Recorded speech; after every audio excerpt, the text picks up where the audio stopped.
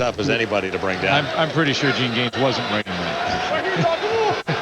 I think he knew that. Yeah, he knew that coming in. From there, well, there's no signal yet.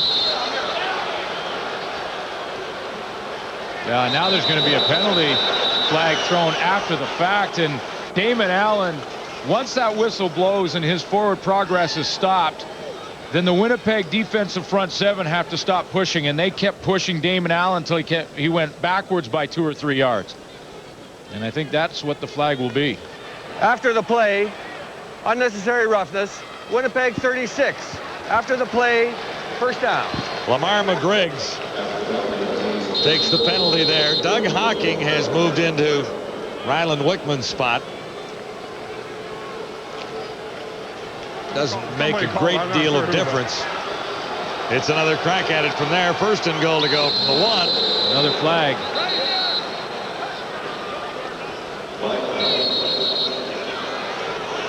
A lot of pushing and shoving going on again down there in the bottom of that pile. And remember, the BC Lions marquee player happens to be at the bottom of that pile.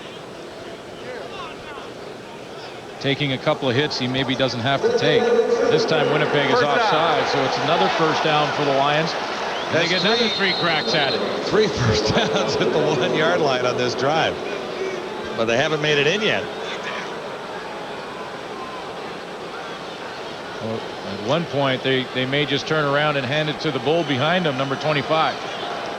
First and goal to go. Lions get another crack at it from the 1. Millington this time, and no doubt about it. Touchdown, BC. All right, how strong is Sean Millington? Because the timing of that play was terrible. Millington got up in the line way too quickly and then just used the strength in his back to push the defensive line across that line. Watch how quickly Millington hits the line. Then he has to put the brakes on it. Oh, now I got the ball. Now it's all back for Millington as he pushes that entire line back, including Doug Hocking, the middle linebacker, and Brian Clark.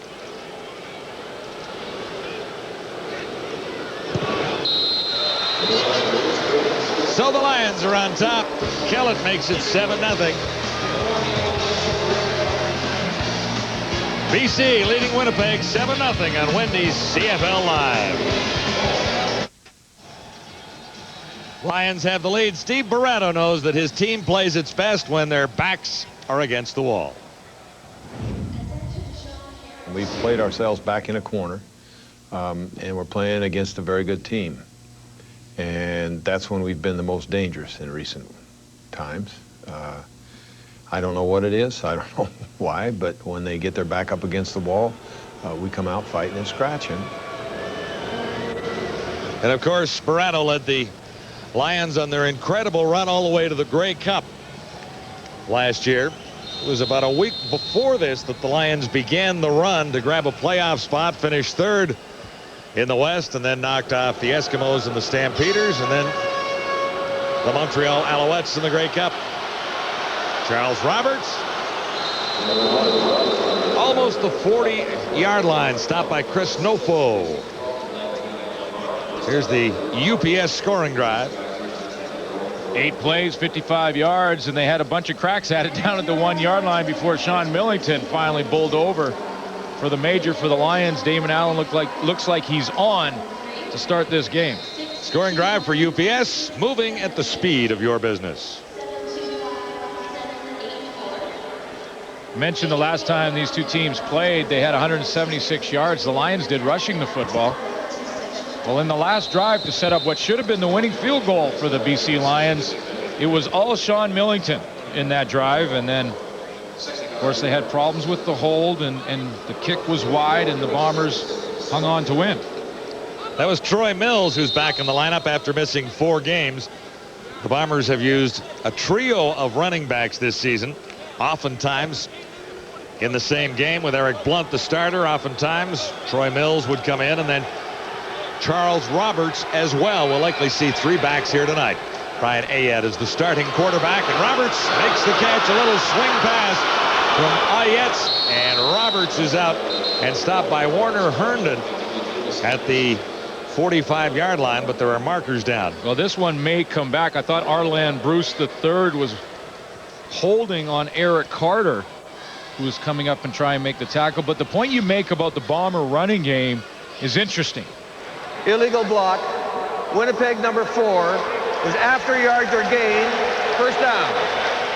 You know, it's interesting because I talked to Rick Warman about his passing offense with Kahari Jones and the great receivers, and he said, no, we're successful because we run the ball well. And, you know, when you look at the numbers, it would indicate that, because the Winnipeg Blue Bombers in their 13 wins have averaged over 120 yards rushing per game as a team. In their 2 losses, that has dropped below 80. So Rick Warman is obviously right when he tells you that. Well, Rick Warman is bang on, and he didn't know the numbers. I mentioned the numbers to him. He said, you know, that doesn't surprise me because I feel like our strength is our running game. Winnipeg first down from the 40. Heat on Ayetz. He got it away. Gordon came back to make the catch. He may have the first down with a little extra move. He does. I can't see your head in front of me. Ayet paid the price to deliver that football to Robert Gordon. Barron Simpson was the guy who hit him, and he's holding that left arm. Looked like he got a bit of a burner after the hit. Watch the pressure that Ayet gets from Simpson up the middle. I think there were 2 David Lions colliding. Yeah, David Benefield is well over there, and Gordon hangs on for the extra yard and the first down. Fancy footwork for Gordon there to get the first down after making the catch. In his 12. First down Winnipeg across the 50 now. Charles Roberts. And he ran into Toya Jones, number 27.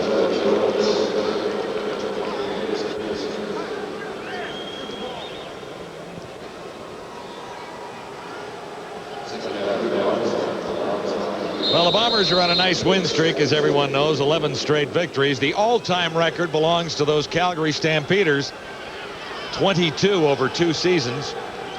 That was back some time ago. And those great Eskimo teams won 14 in a row. Roberts again. This guy is explosive. Another Blue Bomber first down. Warner Herndon, the BC safety, over to make the tackle again. Yeah, well, the thing about Charles Roberts is you don't have to block for very long. You know, you just have to engage the player in front of you, hold on for a split second, and Charles Roberts is gone through the hole. That's not a bad average. 2 carries, 20 yards. That's 10 yards a carry, is it not? It is, and over the season, he's averaging almost 6 yards a carry. Slight delay here.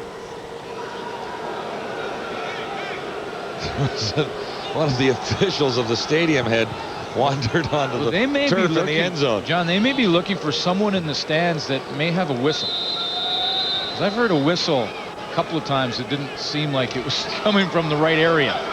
Well, the guy who was looking for it wandered into the end zone and was standing back there, and that's where the Bombers are going to send Robert Gordon, I would think, right about now. It's first down Winnipeg inside the BC 40. Eric Blunt. And that was well covered and played by Barron Simpson again. Well, if that's the case, though, things like that are not funny or cute or anything.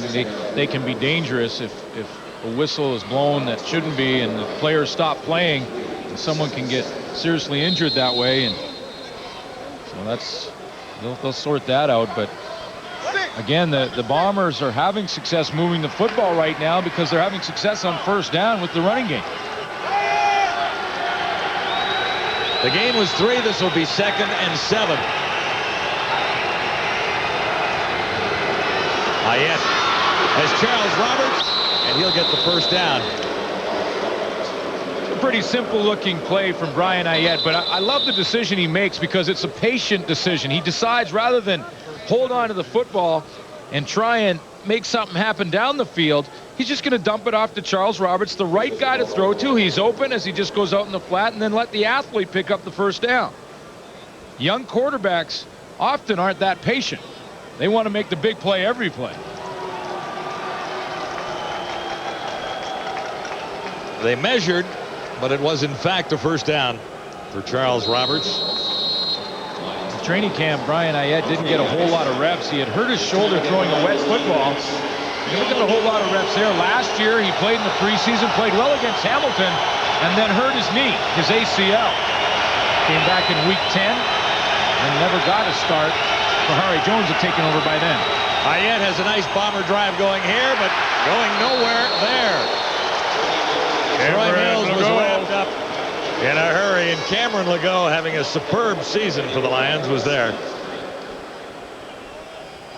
Was he ever having a great season, and not only what he's doing on the field, but also what he's doing in the huddle. And you hear the guys talk about Cameron Legault, see his stats. I mean, they speak for themselves, but when you hear the guys talk about how he's emerged as a leader, how he turns around when the guy's backs are against the wall and fires the team up, that's taking another step in your game.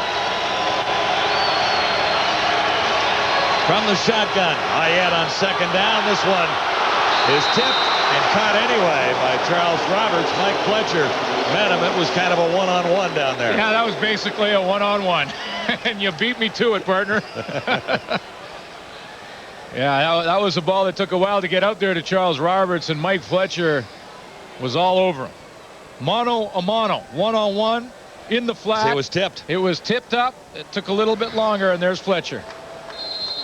So Westwood is in. I'm number one. No, you're number one. I'm number one. That was basically a soft there. The catch was made, so was the tackle. Westwood had it spotted at the 39. And he goes wide with it. Fletcher finally steps out of the end zone.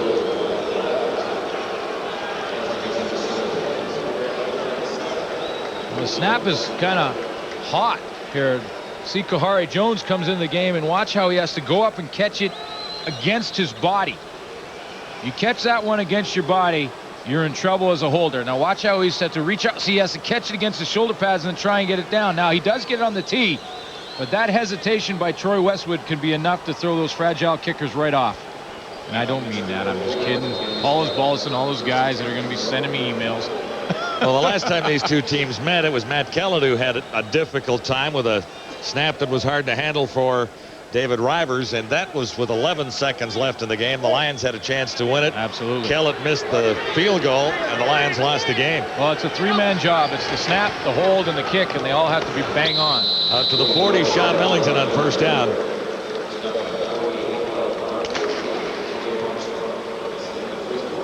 Bombers trailing the BC Lions. It's 7-1 at the stadium that BC plays. Wendy, CFL live at the quarter. So the Winnipeg Blue Bombers trail 7-1, but the real bad news is they're starting to lose guys, and this is not what they wanted. Rylan Wickman went down, Chris Schultz, after taking a hit from Ben Fairbrother. Nightmare. Absolutely a nightmare. What do you think about it? You know what? It was a clean hit, but I want to talk about what happens in terms of the technique on a play. As an offensive lineman, you have two different type of blocks. You have open space blocks and you have congestion blocks. Now, the key in an open space block, going for a linebacker, is you key his eyes. If he's looking right at you, you stay high. If he's looking through you into the backfield, then you cut block him. Really, in all intents, that is a legal block, an unfortunate situation, and it's a nightmare, an absolute nightmare for the Winnipeg Blue Bombers. Now, let me balance this out here, because there's a few people in Winnipeg who, you know, feel you've been on Brandon Dyson a little bit. Now, what's the distinction here? No, and I disagree totally, because I think in Brandon Dyson's case, if you remember the last time we had a highlight on him, him and Peterson got together. Peterson was engaged. Brandon hit him from behind. That's a different scenario. Ryan Wicklum, he was looking forward. He had an opportunity to protect himself. An immense difference, Erickson. And Schultz, when you're 13-2, the worst case scenario for you is to have one of your key players go down, as you mentioned. Yes. This is the quarterback of your defense, your middle linebacker. They have some other options with Hawking and Armstrong, but still a key loss. Yeah, we've seen it happen in Montreal, and they're just their season's just completely deteriorating now. It's happening in Winnipeg. We're watching before our eyes, but BC's getting healthier, and with the addition of Darnell McDonald, it's already made an impact. Here's Darnell here, and he gives Damon Allen an opportunity to stretch the defense vertically, something that he's been kind of handcuffed with the last 4 weeks, and that's why we've seen his numbers drop. I'm telling you, this is going to open up their offense, and the BC Lions are going to be a much more potent attack when we start seeing the defending Grey Cup champions. The rush game was a big factor the last time these two teams met. Millington gets into the end zone. It is 7-1. Here's the second quarter. John and Glenn. All right, guys, here are the numbers after the opening quarter at BC Place. Net yards fairly even there. Yeah, it's pretty even all the way along. And this is probably the good news for Winnipeg. 0 turnovers for the young quarterback. against a blitzing defense. On the scoreboard, however, the Lions have the lead by 6. And Damon Allen has the football again. First down, BC near the 40. G. Simon was the intended receiver, and Allen was off the money. Damon Allen calls all his own plays, and at times has been criticized for not involving Robert Drummond and Sean Millington more often. He gets a good feel of the game. He likes to throw the ball, and up in the booth right now, how it works out is Doug Nussmeier, who is now really assistant coach, was last year's backup quarterback, helps Damon Allen in the play calling process. Charles Roberts won't have a play on the punts by Tony Martino. Timeouts in Vancouver after a 42-yard punt.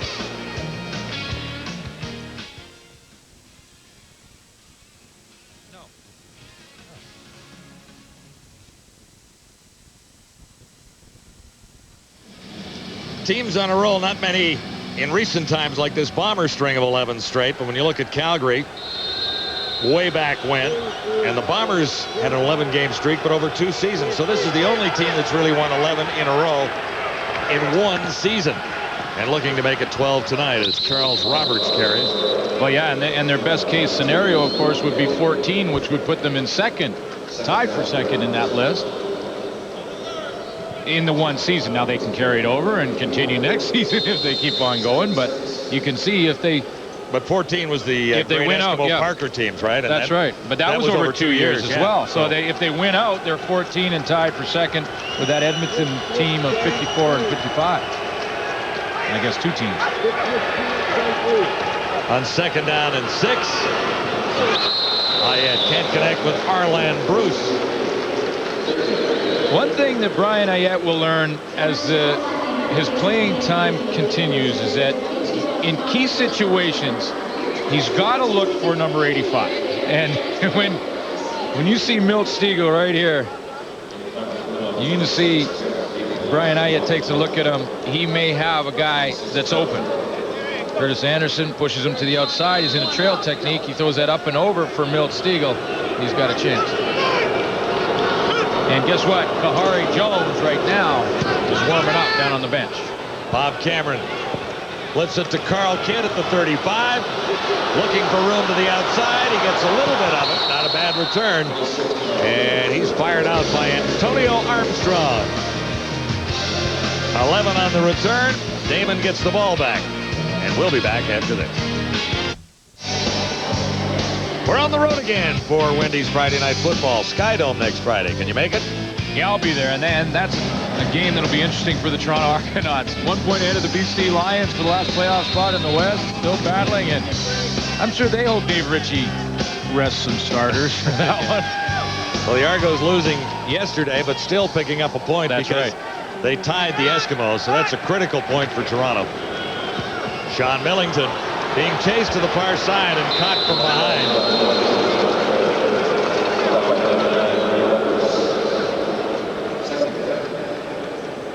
Dave Donaldson stepped up to help out on that tackle, and what a hit Dave Donaldson put on Danny McManus last week versus Hamilton. He caught McManus and hit him as hard as I've ever seen Danny McManus get hit coming on a blitz as he came into the game for Harold Nash, who's not dressed tonight.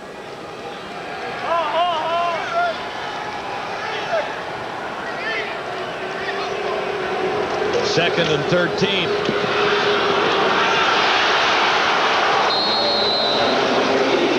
Darnell McDonald's made a couple of real nice catches tonight. Well, and this is the thing you can't teach in a receiver. It's just the football instincts for Darnell McDonald, who is right here. But watch how he works outside here and then gets right into the open area in behind Byron Capers, who had moved in. So he just slips in behind him, gears it down, and is in a perfect spot to catch that football in front of Tom Ura. That's just football instincts that are hard to coach. Allen on first down. Rolling right as a receiver. Right on the line. They call it no catch. Far side of the field, and Darnell McDonald couldn't come down inbounds. Well, very, very close, and we'll have a nice look at it for you. You be the judge. He just needs 1 foot. When he had possession of the ball, it looked like those toes had dragged out there to that white line, but it was very, very close. The officials didn't hesitate making the call. He was up on point. And Alicia would know all about that. That was a nice plie no, on the side? No, that's not a plie. plie. I have no idea. On point. On point, yeah. Okay.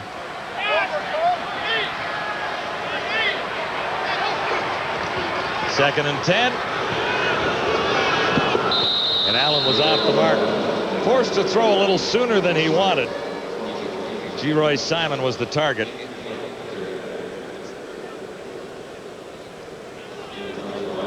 Well, the #1 defense in the league is playing like it. And you mentioned all the starters. Harold Nash may be the only starter who's out, but then they get Marvin Coleman back, so that's not really a big loss. So Gene Gaines and Dave Ritchie going with all their starters defensively, and really with the small rosters, you don't have a lot of options. There are some backups, obviously, that you can play, and Rylan Wickman is already out of the game. Charles Roberts forced to take that one out at the 9-yard line. No other option, as Martino did a pretty nice job there. Yeah, that's a very nice kick. Get inside the 10 and don't allow Charles Roberts to run it back. Bombers at 13-2 with 3 games to go. Here's how Milt Stegall feels the team will keep itself motivated. Well, I don't have to find any motivation. This is the first time I've ever been on a winning team since I was 12 years old. So as far as winning and losing go, I'm way ahead in the losing column. So I'm still trying to catch up in the winning column. And I think everybody else on our team, they understand that. We're trying to keep this momentum going. We don't want to lose another game. I don't care if we're scrimmaging against each other or if we're out there playing that game field. We're out there for one goal, and that's to win, and that's the only goal. Harlan Bruce was the target. And the coverage by Dave Donaldson. Kahari Jones didn't waste much time to try and stretch the BC Lions defense. He goes to Arlan Bruce right down the sideline, but Eric Carter was in perfect position. Yeah, Eric Carter covering, I should say.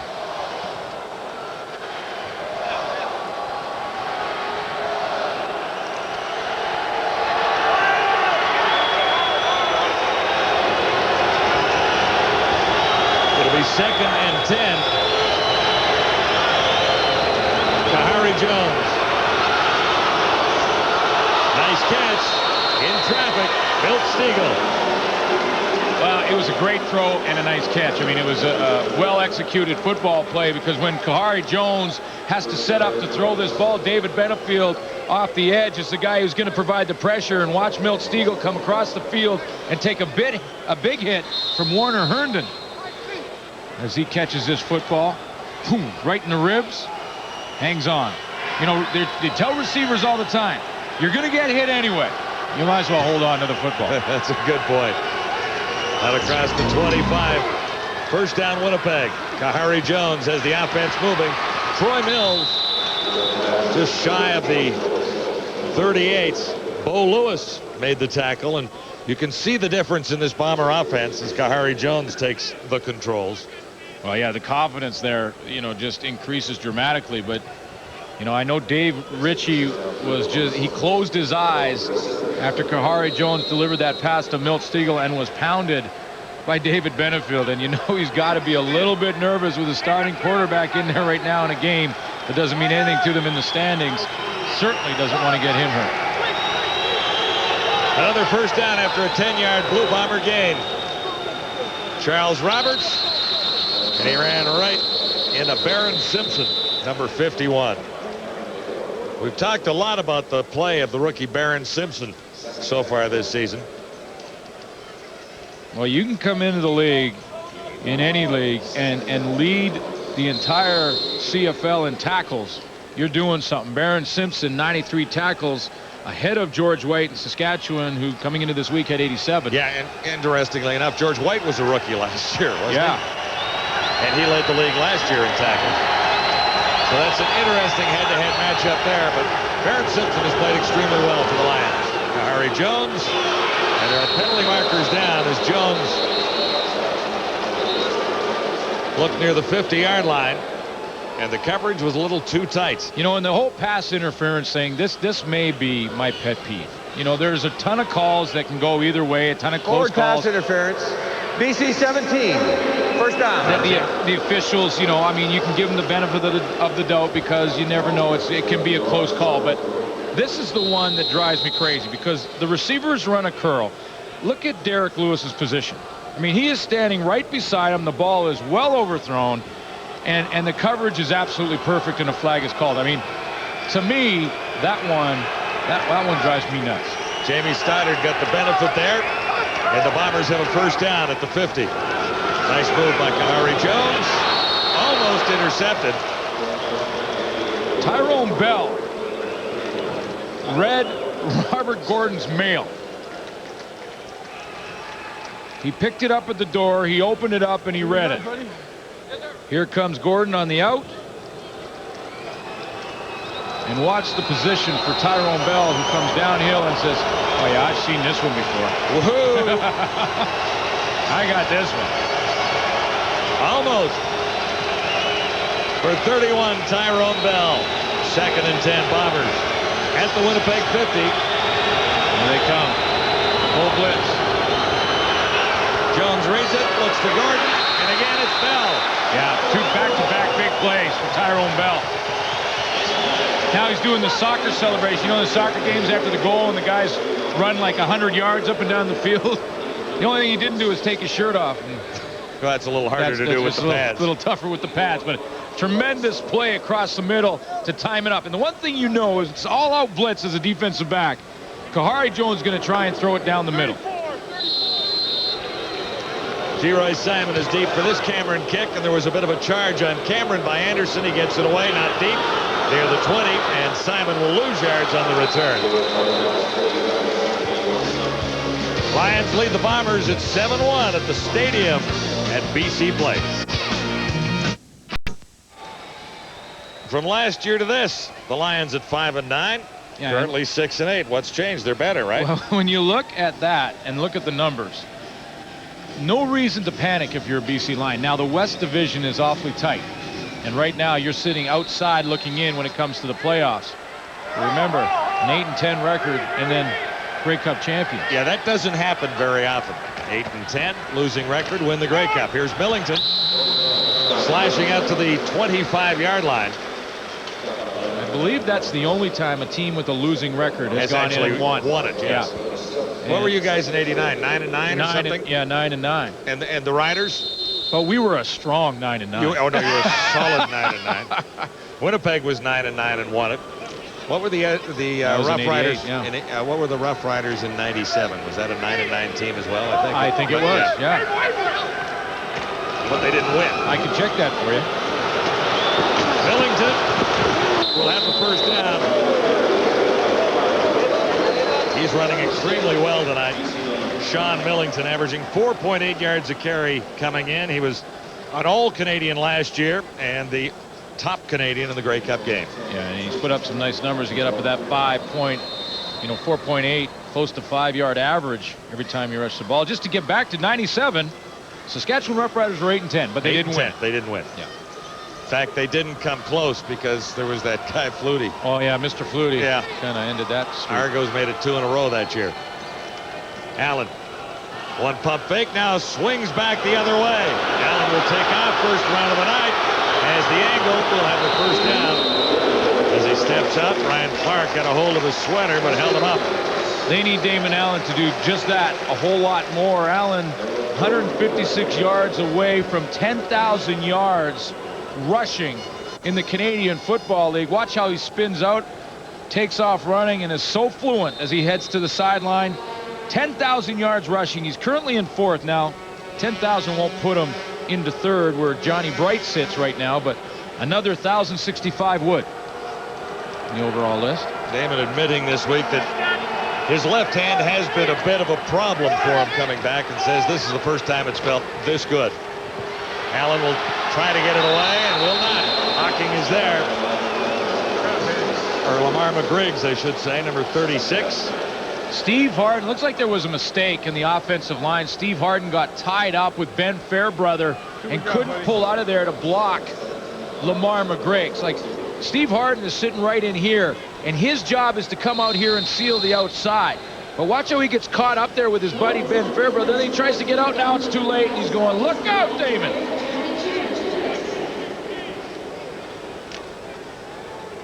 Those are the one or two little mistakes that each player on this team has made and taken their turn that drives Steve Barato crazy. First sack costs BC 7 yards. And Allen found no one home there. Jimmy Oliver was the closest BC receiver. And they're not on the same page on this one. Oliver's first game back with BC. Oliver went in here. What Damon Allen thought would happen is he'd stop and come back out here. Now watch what happens with the throw and the catch. There goes Oliver into the middle. Now turn. And the ball goes to the outside. You know, and when Damon Allen is just coming off the play where he's sacked by Lamar McGreg's, he's got to get rid of that football. Huge punt by Tony Martino. Chases Charles Roberts back. That's about the 15 and a big-time hit there. 50 on the punts, 4 on the return. Still a 6-point ball game. Kahari Jones and the Bombers on first down. 2 receivers in the area, Stoddard and Arland Bruce, and Eric Carter. The BC Lions was the closest guy to the ball when it was hitting toward the ground. Well, BC Lions defensively are fired up because of Mike Mauer's special teams play. Watch him right here come across the middle and put a nice hit on Charles Roberts as he spins around. Pow, right under the chin for Mike Mauer, who leads the Canadian Football League in special teams tackles.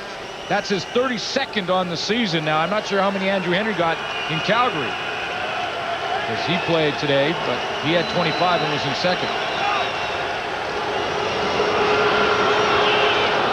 Troy Mills makes the catch, and he's wrapped up short of the first down at the 30. And that's the one. That's the Barron Simpson tackle. We talked about Barron Simpson. That's Barron Simpson, Troy Mills, and a whole bunch of football field around him. He doesn't make that tackle, the sticks move, and the Winnipeg Blue Bombers continue on in the drive. Geroy Simon back at the 40-yard line, waiting for Cameron's kick. And Bob Cameron stands near his 15.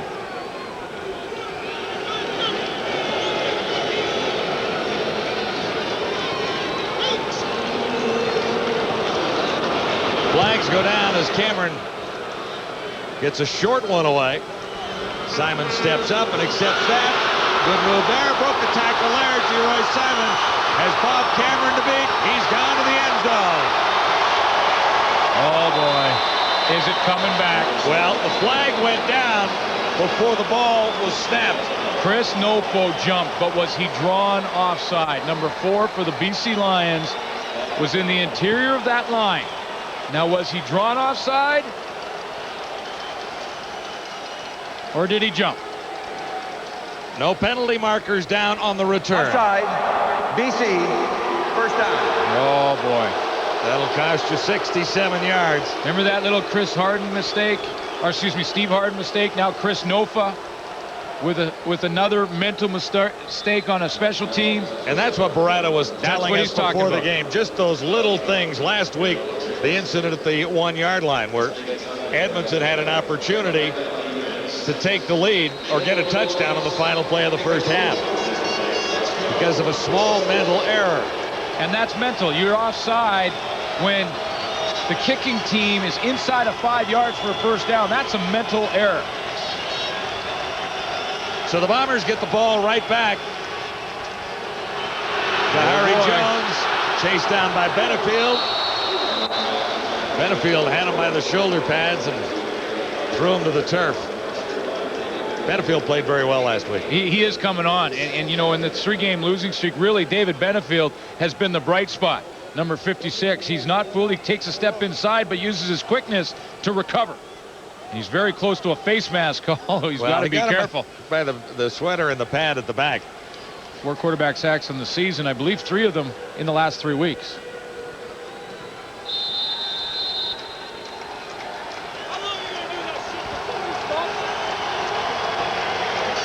Eric Carter has been very close to a couple of interceptions now. Kahari Jones and the Bombers From the 34. Little drop. And this will work well for Winnipeg. A long way to go for Mills. Trench legs, baby. That's where we're talking about the rotation of the running backs as Mills steps in and cranks off 37 yards. Troy Mills had missed 4 games. Back with a vengeance on that play for a 37-yard Blue Bomber game. Or see dealer for details. A great 37-yard gain for Troy Mills. 4 guys this way, 5 defenders this way for the BC Lions. I think Kahari Jones audible to run right through the natural gap created by the alignment of the BC Lion defense. Calls the play to hit right in that alley. Troy Mills takes advantage of it.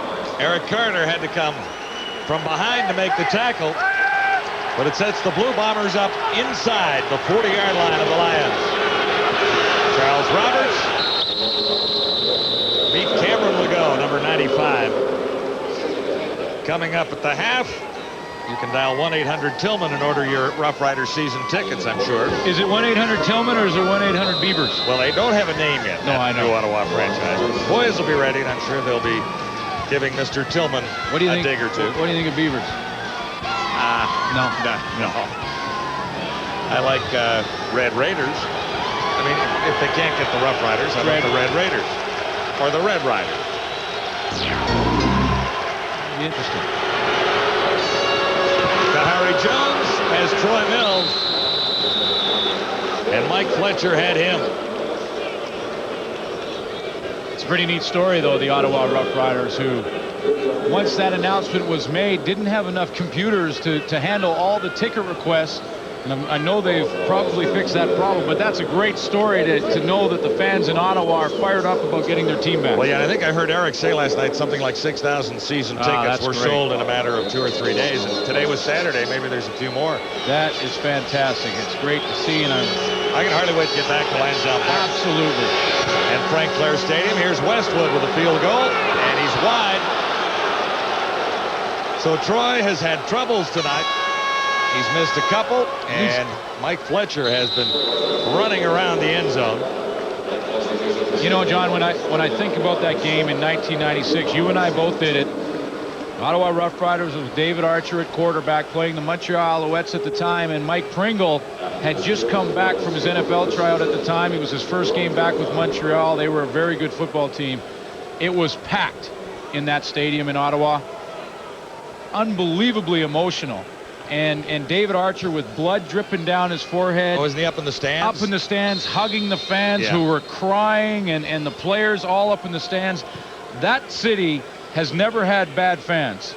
No, it's had bad ownership. Well, and bad teams because of bad ownership. Because of bad ownership. And the changes of coaches, general managers, and owners in the last 5 or 6 years of Ottawa football in the CFL, I mean, too numerous to mention. Here's Damon Allen. Darnell McDonald could not make another catch. Should have had that one. Well, you know, and again, this may be a subtle thing, but Mike Fletcher in the end zone on that missed field goal, he probably messed around enough to lose about 6 or 7 seconds. Now, you know, it looks like Damon Allen wanted to come out and try and put some points on the board with 1:44 left. Why would you burn 6 seconds? It's a very subtle thing, but it's a small mistake that could cost the Lions if they get a drive going. Yeah, it might mean the difference of having to settle for a field goal or have Absolutely. that one extra play to go for the end zone. Here's Allen on 2nd and 10. This one works. Geroy Simon will have a BC first down. Geroy Simon stopped by Dave Donaldson. That is one of the toughest patterns in football to cover, especially if you're in man-to-man defense, because Geroy Simon is coming across the middle and running away from the coverage, and it's just almost impossible to track a guy all the way across the field. It's just too wide of a field. Yeah, you need a perfect throw like that to make the play look as good as that one did, but it was nicely done. Allen shotgun, 1:14 to go. Allen tried to sneak through, and Doug Brown got him. Doug Brown was working on Steve Harden, and you're going to see it was a pretty nice bull rush.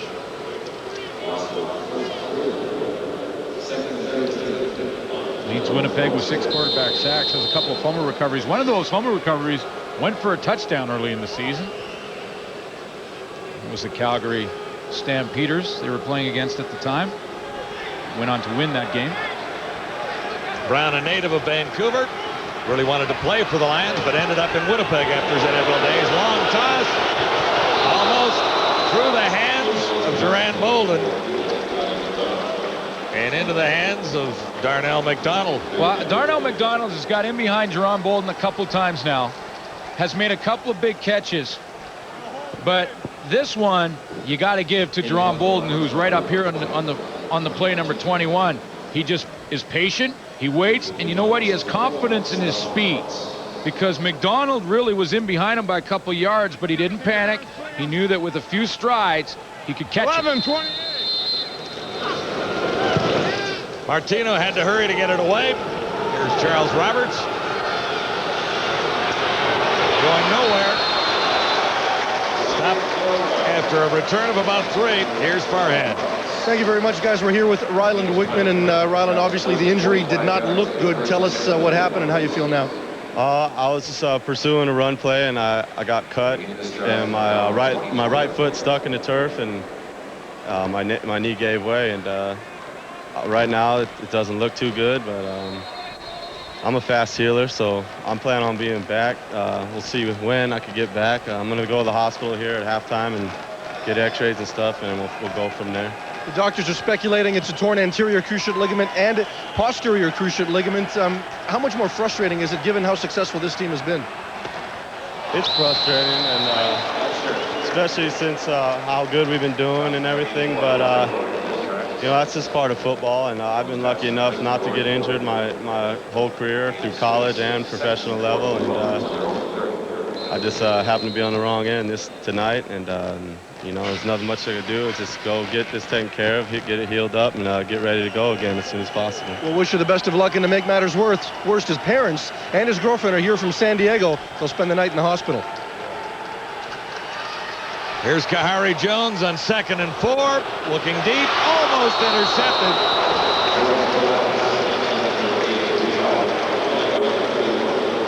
Obviously disappointment in the face of Ryland Wickman, and that's tough. He's had such a tremendous season. That linebacking core, Brian Clark, Lamar McGriggs, Ryland Wickman, I mean, that has been solid in behind Doug Brown and Denny Fortney and the defensive line, and obviously disappointing. The only good news, if there is any in a story like that, is that he's got 4 weeks to heal. And he says he's a quick healer. If it's not too bad, you know, and they'll do the x-rays and all that, but obviously disappointment for Ryland Wickman. Tyrone Bell broke up another play, and that'll force Cameron into a punting situation with just 11 seconds to go. Geroy Simon tries the near side. Penalty markers are already down, and zeros on the clock, but there's a penalty to be handed out first. Andre Arlane was in on the tackle. 2 on the return, 44 on the punt. It's the Lions leading by 5, pending this call here and now. You know, when Dave Ritchie goes in at halftime, and Illegal block, BC 84. Penalties declined. Dave Ritchie goes in at halftime. He looks at Ryland Wickman. Kahari Jones has been hit a couple of times after delivering the ball. How long does he go with his starter? Yeah, but again, the key to the whole deal is you've got to stay competitive. You've got to stay aggressive out there. You can't just lay back and wait for the playoffs a month away.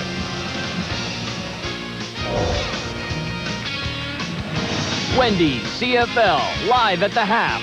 Brought to you by Wendy's, the official hamburger of the CFL. And hi again, everybody. Dave Randorf with you, along with Eric Tillman, Matt Dunnigan, Chris Schultz. I got it all right. All right. Little problem off the top of the show.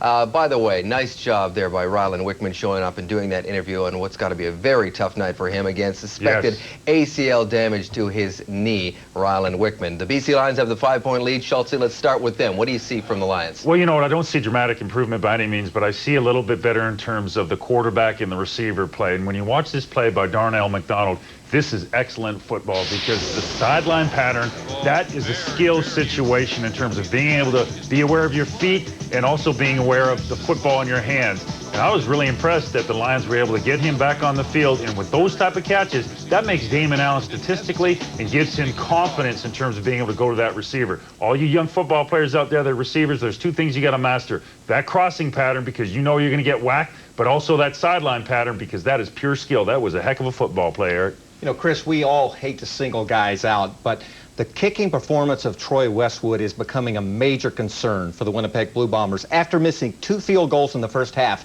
he's now converting at less than 60%. At the pro level, 75 to 80% is absolutely what you expect, and 60% is by far last in the league. And last week, in a critical situation against the Hamilton Ticats, late in the game with the Bombers up, he kicks off out of bounds, giving them possession at the 45-yard line.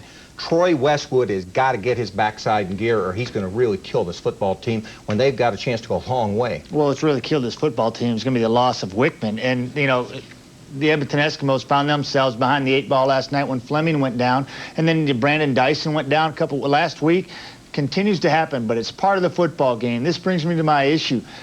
I would hate to be Dave Ritchie right now, because I'm looking at Kahari Jones in this football game, and I'm on pins and needles, let alone being on the sidelines with the season probably in balance. Yes, you need to get Brian Ayat some opportunity, but do you play Kahari Jones? Tough call, because some of your starters are starting to go down. Your team's on a roll, Dave. To me, I'd get him out of there, get that young kid some opportunity, and get him some playing time during practice. Don't risk anything at this point. Nobody's going to remember the win streak. They're going to remember how they finished the season, particularly in the playoffs. Sean Millington now has 6 touchdowns on the season. The Lions with a 5-point lead. You're watching Wendy's CFL Live.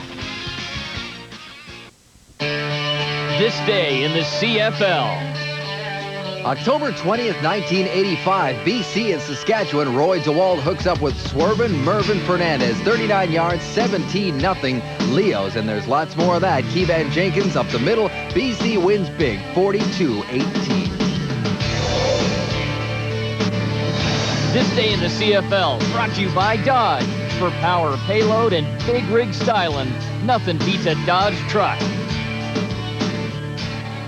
Earlier today in the CFL, that is sophomore Jamie Barnett making his first CFL start for the Montreal Alouettes against Calgary. And this is kind of how the day went for he and the rest of the Alouettes. 4 sacks, this one returned by James Cotton. In it goes, all part of a 29-9 win for Calgary in front of 34,000. Montreal has now lost 5 straight. No Pringle, no Calvillo. They were without 6 starters. Here's how things now look in the crossover possibility standings. Calgary and Edmonton are now 1-2 in the West and looking pretty solid. As it sits right now, Toronto, with their single point last night, is ahead of BC, pending the outcome of tonight's game. And reminder that BC still has the game at hand, Matty.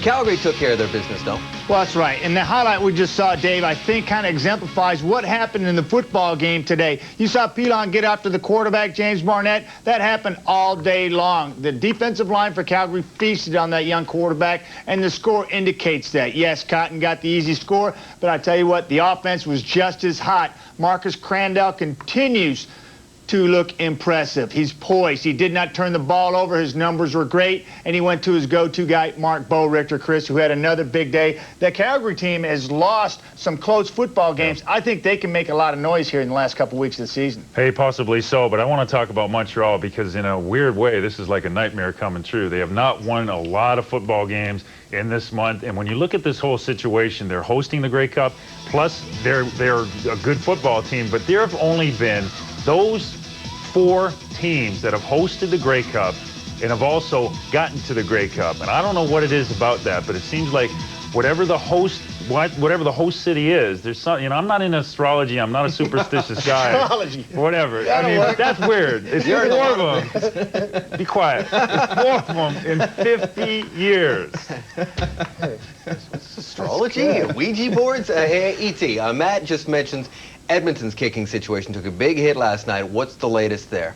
Well, I just got off the phone a few minutes ago with Tom Higgins, the head coach of the Eskimos, and he confirmed that Sean Fleming is definitely out for the year. ACL and MCL, just a huge loss for them. I mean, this is a guy that handles all 3 elements of the kicking game: punting, kicking off and all the placements, the extra points and the field goals. Just a terrific loss. The Eskimos have the draft rights to Steve Christie, the former Buffalo Bills kicker. They made a phone call to him last night, or to his agent Gil Scott, but Christie still is not fully recovered from a groin injury, so I'm not sure what they're going to do, but it's a big loss. They may even have to go with an American there. Just a terrific loss for them. Yeah, whatever they do, they got to do it quick, because, yeah, that could be a key thing for them down the stretch. If you want to check out some CFL football down the stretch, here are the numbers in the East and the West. Back with more. You're watching Wendy's CFL Live.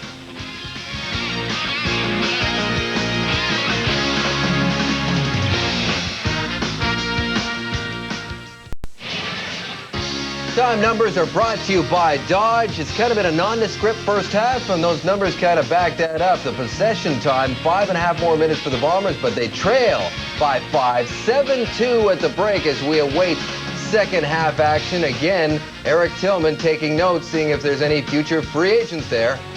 Back in a moment.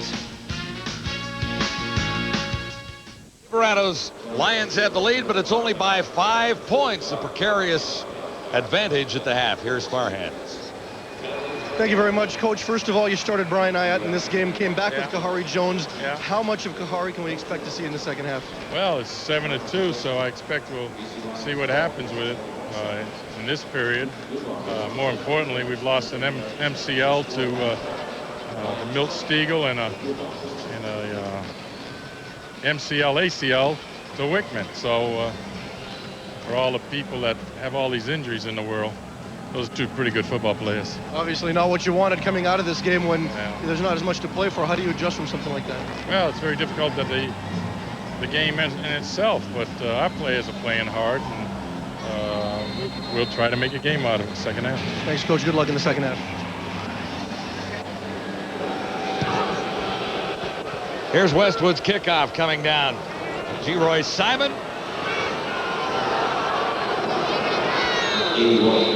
Wrapped up just shy of the 30-yard line. I didn't realize I was that much taller than you. Get off the chair. You know, I'm on point, Glenn.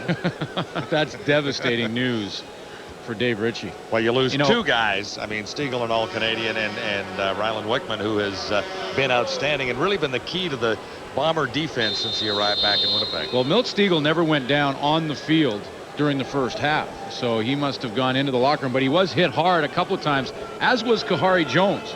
You know, and the question remains, how long does Kahari Jones stay in the game?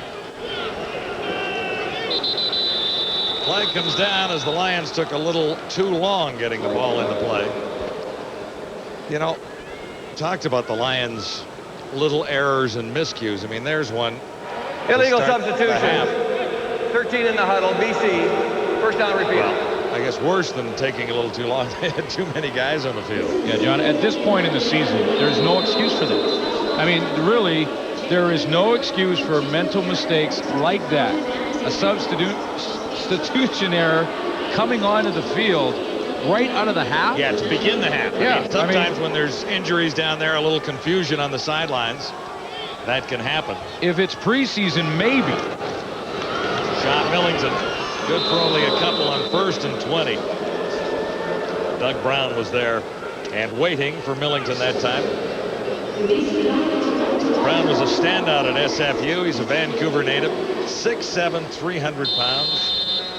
And the thing that the Winnipeg Blue Bombers, we mentioned right at the beginning, have to really guard against now is trying to protect themselves, trying to play to not get injured, like Ryland Wickman and Milt Stiegel, because that's the kiss of death right there. Yeah, a cautious approach just doesn't work in this game, does it? No question. You have to go full speed. Allen from the shotgun on second and a bunch, got away from one and fired a little low to Brett Anderson.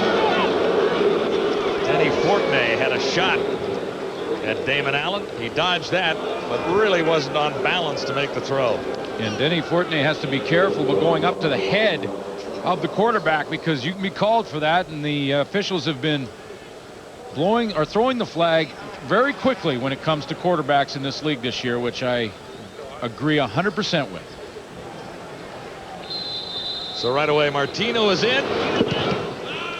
2 and out for the Lions. Charles Roberts. Watch out. He's got superb speed and a long way to go. He'll get the touchdown. So long.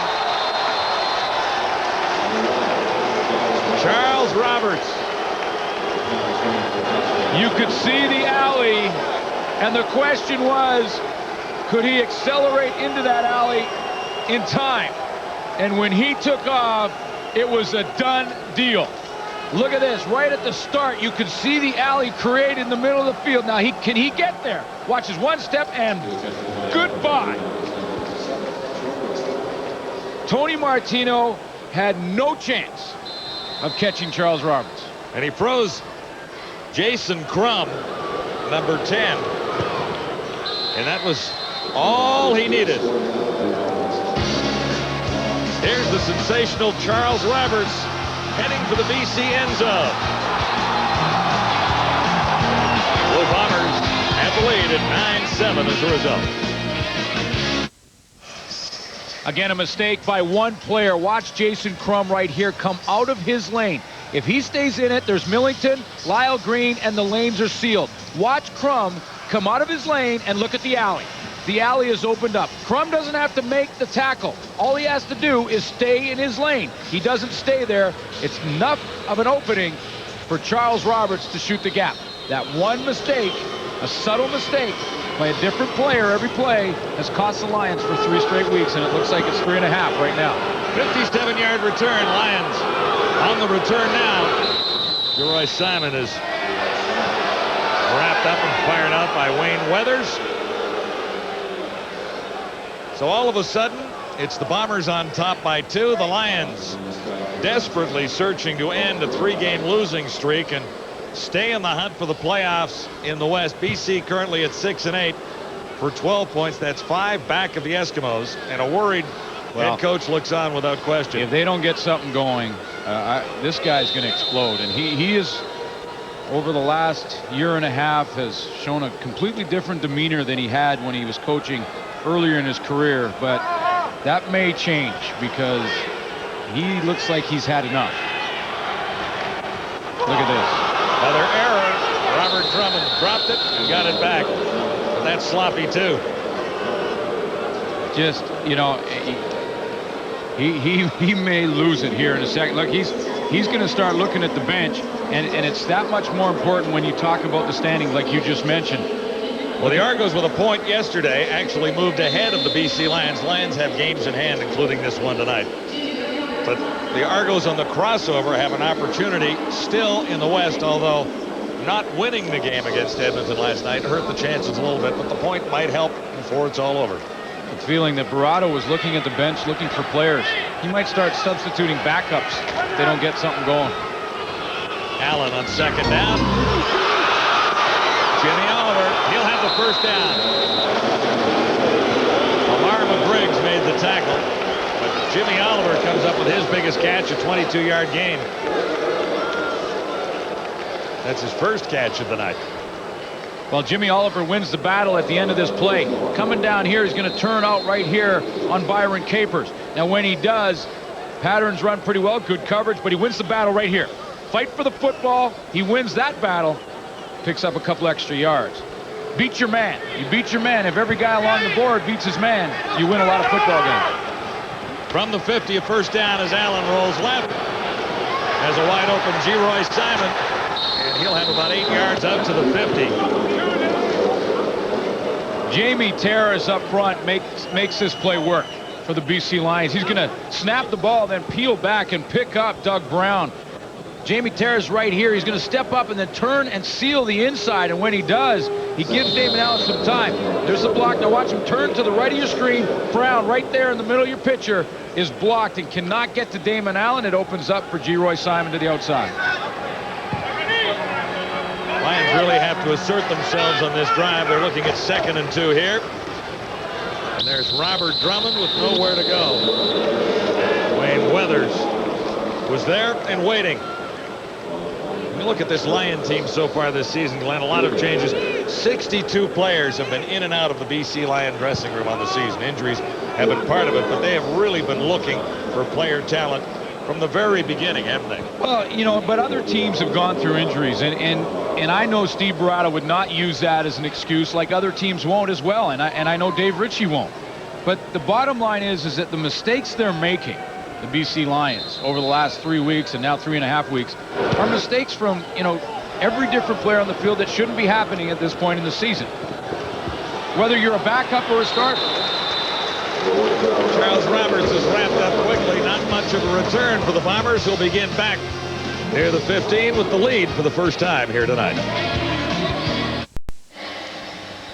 Bomber coach Dave Ritchie did not start Kahari Jones tonight. He started Brian Ayette, the backup, but Jones is in there now. And you wonder, with the injuries they've already had, how long he'll stay. Well, he's taken some big hits in this game, and, you know, I think he's taking a huge gamble by leaving Kahari Jones in the football game. Nice play action fake by Jones, brings it down and completes one over the middle to Andre Arlane. Now, John, I know if you ask Kahari Jones, he wants to play. He would say, you know, I want to play. The coach wants me to play. I want to play, and I want to win. And that you have to be competitive like that to play at this level. There's no question. But it's up to the coach to make those decisions and to say, listen, you're already a little banged up. You've got the back problems. We've got 3 weeks. We play maybe a quarter next week, maybe a half in the final week of the season, and just to take a few snaps, and then we play when it matters. And he's taking a huge gamble by leaving him in there. Bombers' next meaningful game is a month tomorrow. That's an Eastern final in Winnipeg. Troy Mills. Milt Stiegel, if you missed it at halftime, suffered a knee injury. And he's just coming back in his civvies to the Blue Bomber bench. Not limping a whole bunch, so maybe that's good news. But again, concern on his face, and man, you lose Milt Stiegel out of your receiving core, Rylan Wickman from your linebacking core. Wickman really looks serious in his injury, and they'll look at it. They're looking at it as we speak. They said they were going to the hospital at halftime, and then Milt Stiegel will watch the rest of this game. Boy, it's a tough situation. And you know what? To be honest with you, in 11 years I played in this league, I was never in it. So it's a difficult one. We were always scratching and fighting just to make it all the way through the season. Lions took another penalty, and the Bombers are set up at the 45. Kahari Jones looking for Jamie Stoddard. Started playing football in grade 11 with the the Steveston Packers. Found his way to the University of Alberta. There's one guy over there on the BC bench right now that would love to have a bigger game than Jamie Stoddard here tonight, and that's Geroy Simon. Because Stoddard was really the reason that they didn't have to sign. It wasn't crucial to sign Geroy Simon back, although they did talk to him. But he seemed pretty happy to be signing with the Lions when we talked to him last week. Kahari Jones as Charles Roberts.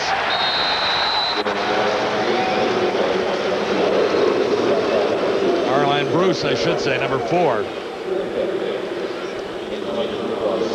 Oh, the veteran Eric Carter comes up nicely on this one. He's back here, and there's Arline Bruce, and it's just a one-step hitch pattern. One step, come back. Watch how quickly Eric Carter shoots the gap, and bam, is right up there to make the tackle along with Mike Fletcher. Cameron is in on third down, Winnipeg. Geroy set back at his 15, and there'll be nowhere to go. Solid hit. No return after a 48-yard punt. Let's see what Damon can do this time. Are you looking to max out your sports IQ? Well, check out tsnmax.ca, a new internet-based sports service that combines premium sports information from TSN and the Globe and Mail, jam-packed with exclusive reports, stats, and analysis. And you can also personalize your home web page to your favorite team. Over $100,000 in cash prizes is available if you won in the fantasy sports pool. So log on to tsnmax.ca. Damon Allen going deep, deep, deep. Oh, one hand on it. Jimmy Oliver was covered well as he streaked down the sidelines. Well, it looked like he had won the jump ball with Byron Capers, but he could only get the one hand up there. Capers had inside position, so Jimmy Aller had to jump up and over Capers, come up with it. Talked about Capers earlier, but he's really done a pretty good job for learning that position on the corner in the last little while. Here's a guy who started in Toronto and was actually released by the Argos, ended up in BC, played a couple of games here, and then ended up in Winnipeg. When Raphael Ball got hurt. Played at the half, and all of a sudden he was moved out to the corner. A one hopper to no one. David Allen is still having a difficult time getting on the same page or in sync with his receivers. You know, and when you go during the week, I guess there's not enough time in the day to work on it, and you really, until you get out on the field with the bullets flying, you really don't know how your offense is going to run. And right now, again, it's just, you're right, not on the same page. Martino's punts. Charles Roberts had a great return earlier. Not this time. Wrapped up by a couple of Lions, led by Brett Anderson. Farhan. John, a couple of injury notes for the BC Lions. Robert Drummond missed the entire second quarter with a mild concussion. It happened on the first series of the game. He tried to continue playing. Bothered him too much, went in halftime, but is going right now. He says he does feel it, but he is able to play. Also, Carl Kidd injured his hamstring in the second quarter. He tried to go again in the third quarter, but he is out for the game. As for Milt Stegall, I just spoke to him. We hope to talk to him later on. He says that he does expect to be back by the end of the regular season. Kahari Jones and the Bombers on first down near the 50. Robert Gordon wrapped up immediately by Tyrone Bell, who's had a whale of a game tonight.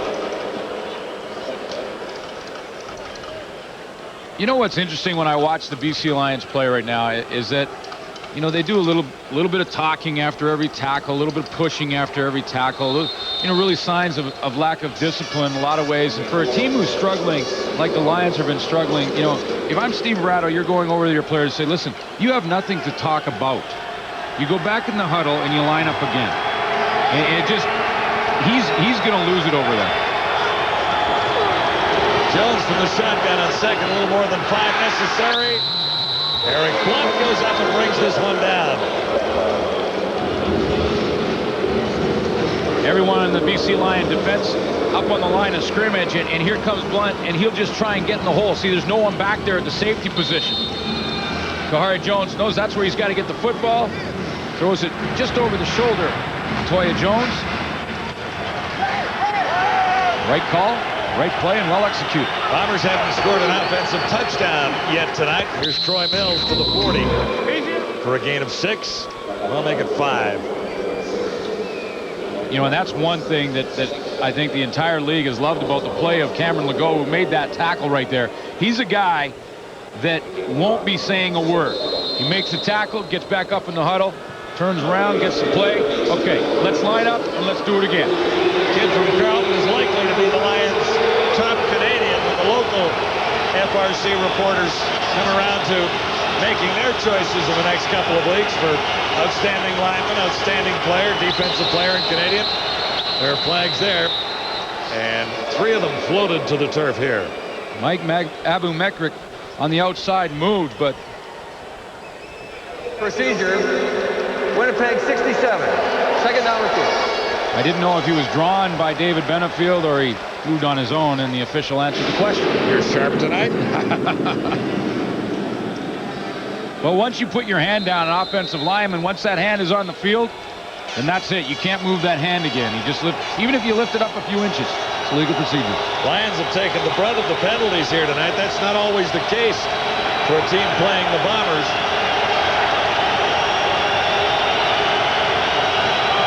Second and 10. Kahari Jones has a target close to a first down. That's the hit. Robert Gordon made the catch.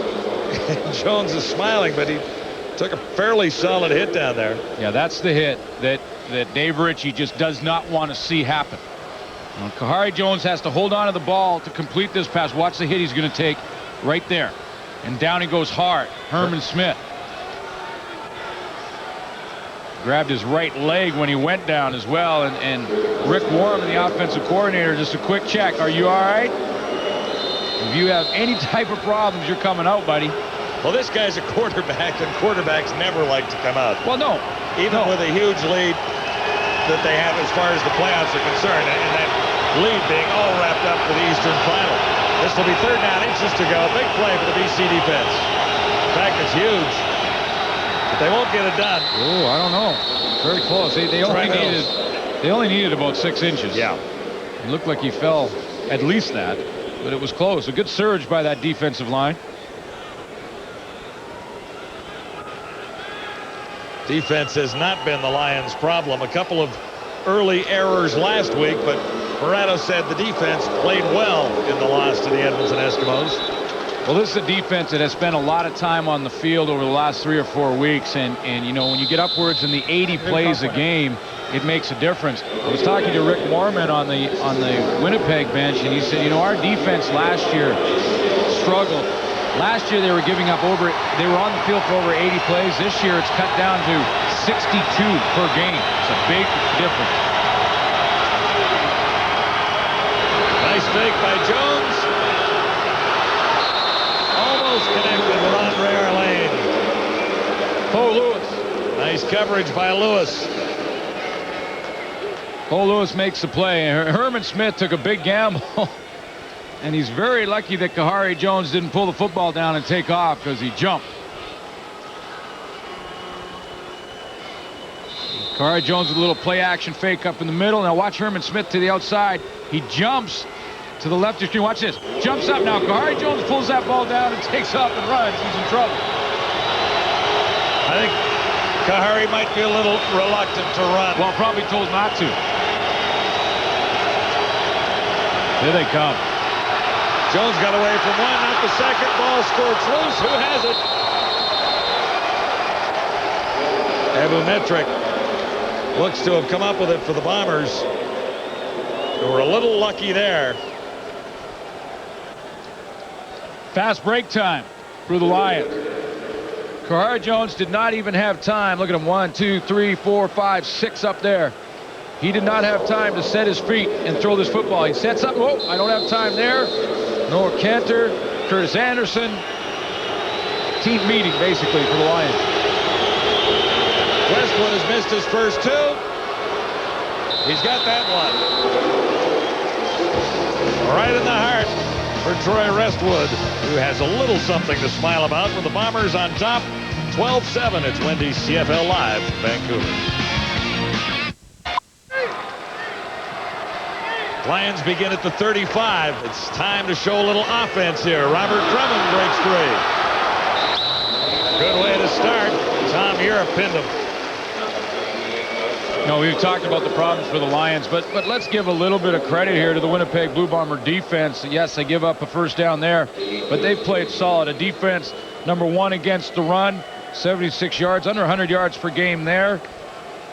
They sit number 4 against the pass, but very close to the top, just a few yards separating number 1 from 4 in that category. 14 yards for Drummond, first down at the 48. And not much this time, maybe a couple. It'll be 2nd and 8 coming up. You know, and maybe, you know, the one that's most impressive is when you're giving up just 21.3 points per game, you're going to win more than you're going to lose. And that's what Gene Gaines has created here with a little bit of help this year from Dave Ritchie, who, of course, came into the league as a defensive specialist and has been a little bit more hands-on with the defense. Not to take anything away from Gene Gaines, his good friend, but they've worked together on the defense this year. Well, and Dave loves defense, doesn't he? Damon Allen. Simon couldn't bring it down. A couple he should have made tonight, playing number 81. No question, and you know, that's a 2nd down throw from Damon Allen that was a little bit high, but catchable football for G. Roy Simon at first down territory. Difference between moving the sticks and not moving the sticks.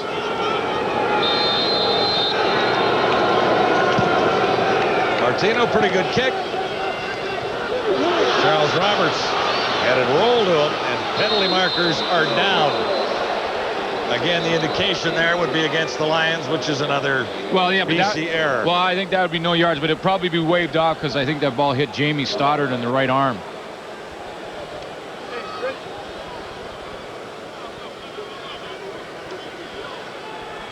Charles Roberts with a 57-yard touchdown return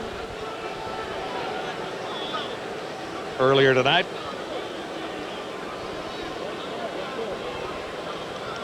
Discussion continues. We await the decision. No yards. BC. 15-yard penalty. First down. It's a 15-yard penalty. Costly error, Glenn. Those little mistakes keep adding up. Yeah, but this is not the Lions. This is not the Lions' fault. And Steve Barato's very upset. Ryan Thelwell was covering the punt, and that ball hit Jamie Stoddard in the right arm, and he had no idea it was going to. And even as it did, I think he was 5 yards away from him or very close. From the 40. Nowhere to run for the Bombers. Let me show you what I was talking about. This punt is coming down, and I will show you where Ryan Thelwell is. Look at, he's here. Jamie Stoddard here. The ball is going to hit Jamie Stoddard on the right arm, and Thelwell, I mean, you could argue that, he just sees it the last second. He's 4 yards away trying to get out of there, and I mean, to get a 15-yard penalty for that is just, that's a bad call. I see it now. A gain of 1. This is 2nd and 9. Blue Bombers at the 41. Should be the last play of the third quarter. Kahari Jones stands in. This time he'll take off. Get down. He'll have the first down out across the 50 to about the 53 and pinned there by Baron Simpson. Struggle continues for the Lions, trailing the Bombers 12-7 after 3 quarters. Wendy, CFL live at the quarter. So the Winnipeg Blue Bombers do have the lead heading into the fourth quarter. The 12th straight win is within their sights, but Eric Tillman, right now the bigger story as for the Bombers is not only the injury to linebacker Rylan Wickman, but now Milt Stiegel, one of the top touchdown men in the league. Oh, 2 critical players, and I'm sure right now a lot of Bomber fans are crying in their beer, but don't be totally distraught just now. Sometimes when you're 13-2, people lose a little perspective. I mean, this is a team that already has overcome a lot of serious injuries. Mo Elwanibi, one of the better left tackles in the league, has been down, lost for the year. Brandon Dyson. In the secondary, they've lost guys like Nash and Ball and Coleman. They've done a great job of overcoming adversity, and I think they'll continue to do it, Manny. Oh, I watch these players going down, and then I look at Kahari Jones still in the football game, and I know I said something about halftime, but I got to question why he's still in there. Kahari Jones is a competitor. He doesn't know the meaning of let up on the throttle. Here he comes right around the corner. He hangs in there and takes a serious shot from Smith. And then he ducks his head there right before the half, or the end of the quarter. I'm telling you, Kahari Jones is this football team. He's the most valuable player in the league in a lot of people's opinion, and I hate to see him in the ball game. Their last meaningful game is their last home season game or regular season game is November 2nd, Chris. Right. They got a 16-day layoff already. Get him out of the football game, because people are going to be crying in their beer at the Palomino, hey. But if he goes out. Hey, who's your most important player, your quarterback? You have to treat him special in the sense that if you play him too much, you're taking risks. But I want to talk a little bit about a bigger picture, and the one thing that frustrates me is the effort level of the BC Lions, and I know this is a repetitive issue, but you look at that touchdown run by Charles Roberts, he's untouched. I see too many BC Lion players smiling at other players. They don't have the intensity. And the BC Lions are possibly looking at their 4th straight win. They've already lost 5 of their last 6. Here's the fourth quarter. Bombers up by 5. John and Glenn. Numbers after 3 quarters. We've done a few games, John, where we've just done this to the Lions. And I think they may be doing the same thing. It's not very good.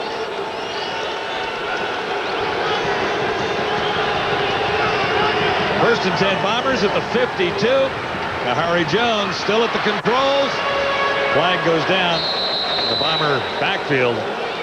Well, this Stoddard made the catch. This gain will likely come back.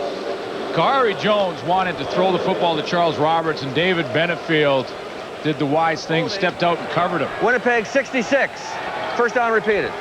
Rob Lazio getting his first start for the Bombers at left guard. I heard what Matt Dunnigan said there at the break, that he's still in the game. Now maybe he finishes this series that he's got going here and then comes out after that. Quarterbacks have been known to be a little bit stubborn at times, have they not?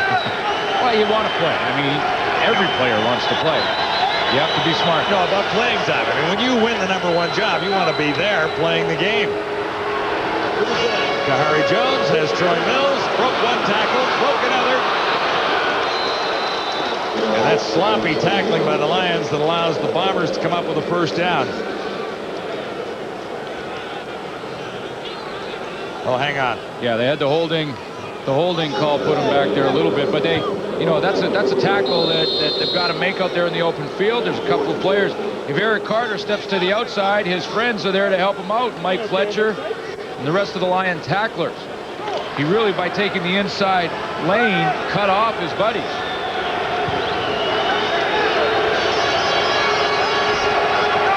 So 2nd and 8. Gordon goes up and doesn't come down with it. Tyrone Bell was covering again. Surprising Charles Gordon didn't catch that, but I'll tell you something. Charles Roberts is wide open down the middle of the field. And I thought Kahari Jones was looking for him. Gordon's right here on the sideline. Charles Roberts is going to go right down the middle, and wow. And Gordon catches this. He's caught it all season long. I mean, if he'd have played all year, Robert Gordon would be over 1,500 yards. In fact, 1,678. Cameron's kick. Leroy Simon. Penalty flags are down again. Likely no yards on the Bomber punt team. There's the story so far. It's Wendy's CFL Live from Vancouver. Well, when we're done here at the stadium in BC Place, Molson's That's Hockey 2 with Pierre McGuire and Vic Rutter follows immediately. I want to tune into that because I want to know if they're going to talk about my Canucks. One of my favorite players is out, Todd Bertuzzi. Yeah, 10-game suspension. Here's Damon Allen taking off. Hasn't done a lot of that tonight. Out to the 35. When the Lions defense was on the field, Damon Allen and Steve Barato were in a fairly heated conversation on the sideline that lasted the entire break, basically. And probably one of the things that Barato said to Damon Allen was, listen, the way things are working, 47 yards of offense in the second half, you might as well take this thing on your shoulders and see if you can't do something with your legs. You see him on that first down, take off and run. Probably told him, if it's not there immediately, go. 2nd and 5. Looking for Simon. He got turned around and didn't get close to the ball, so another 2 and out for the Lions. And total offense for BC thus far in the football game is not impressive either. This is a team fighting for a playoff spot, and they don't look like they're fighting very hard. Toronto Argonauts right now are just sitting there thinking, yeah, I'm liking what I see right now. That 1-point lead. Martino went high to bring it down. Got it away. Charles Roberts stays in bounds. Gets about 6 on the return. He shouldn't have had that much. Here's Chris Napo making the tackle. Winnipeg leading 12-7 in Vancouver. Here you go. Injuries have been a huge problem for the Bombers so far tonight. Here's Farhan. Thanks, John. We're here with Milt Stiegel, and Milt probably out until at least the last regular season game with an injured knee. Tell us how it happened, because it didn't look that dangerous at the time. Well, it was the ball I caught at the beginning of the second quarter. I was going across the middle, and he hit me. When he hit me, I felt it a little bit, but I didn't think it was that serious because I was still able to run on it. Then I came back the next play and tried to cut on it, and I knew something was definitely wrong, so I came out and got it checked. It's not that serious. It'll definitely be okay. It's just when would it be okay? Both you and Ryland hurt in this game. I mean, obviously, that's not what you expected coming here as the Eastern champions. Yeah, I mean, but that's all part of the game. People are going to get injured, but, I mean, I don't know how serious Ryland's injured. I heard it's pretty serious, but as far as I go out, I'll definitely be back. Maybe sooner than a lot of people think, but I'll definitely be back. Good luck, Milt. Thanks a lot. They're calling it a strained MCL, John. 13-yard gain for Robert Gordon on the previous play. Another Bomber first down. Winnipeg continues to lead 12-7. The Lions need a big play on defense. This won't help at all. Charles Roberts is down inside the 25 to about the 20. Toya Jones got back to make the tackle. Very good news for Winnipeg Blue Bombers fans to hear that Milt Stiegel will be back, and he needs to be careful as to how quickly he comes back, make sure he's 100% healthy. And Charles Roberts keeps making plays right now. They may not need Milt Stegall anyway to beat this BC Lion team.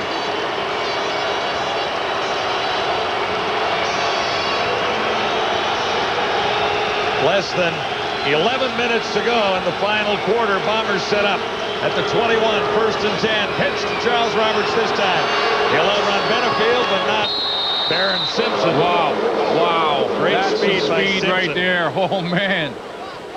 Barron Simpson was way behind the play and basically just sucked him up. Watch this. There's Simpson. The pitch is going to come out this way. Watch the quickness of Barron Simpson. David Benefield can't catch him. Now Simpson starts out about 4 yards behind him, and look at him catch up in a hurry.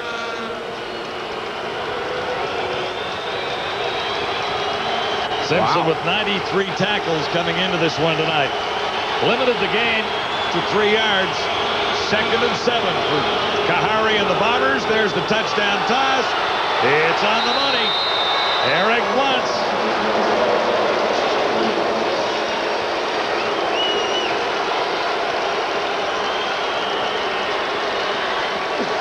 Lots of weapons in this Blue Bomber arsenal for Kahari Jones. Milt Stegall is on the sidelines. And there's still lots of ace receivers on this team. Nice pass. Eric Blunt out of the backfield, and one little jab step and was gone.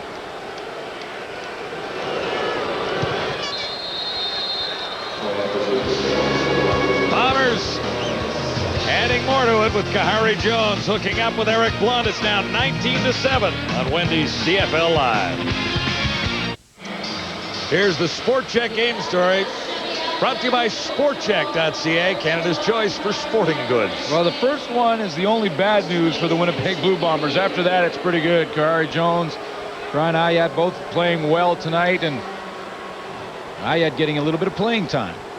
Well, we may see some more. Out for at least until the playoffs, but Milt Stegall also injured. However, he expects to be back sooner. Lions need a big return. And don't really get one out about the 35. Damon Allen is down by 12 at 19-7. 7 of 20, and that's not a terrific number. Last week he was 45.7% against the Eskimos, and on the season 54.8. So he has to find a way with 9:40 to go to get the Lions into the end zone in a hurry and then hope for something else after that. Well, yeah, there's plenty of time. This is a winnable game, but it's tough to believe they can win it the way they're playing. Yeah, that's right. Over the middle, Simon makes the catch. Good move after that, turns it up. And Europe forced him out. Nice block there by Robert Drummond on the outside to give Geroy Simon about 10 more yards.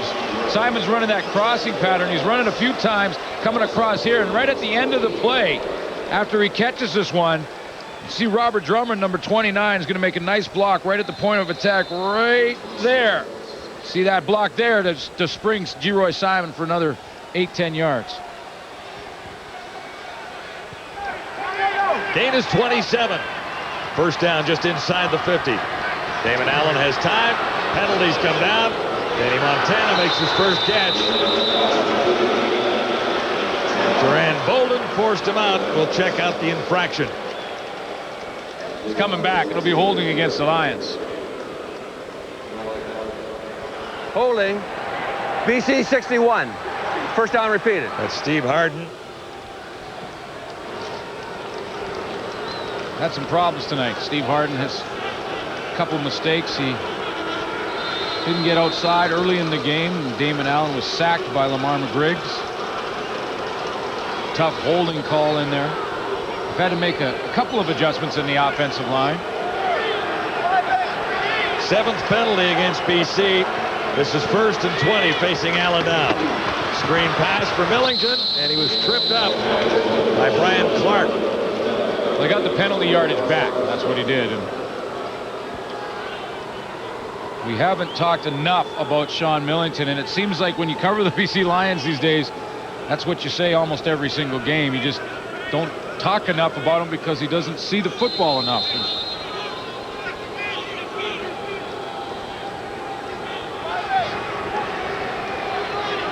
Second and 10 Lions from the Blue Bomber 48. Allen shotgun, looks deep. Geroy Simon covered by Donaldson.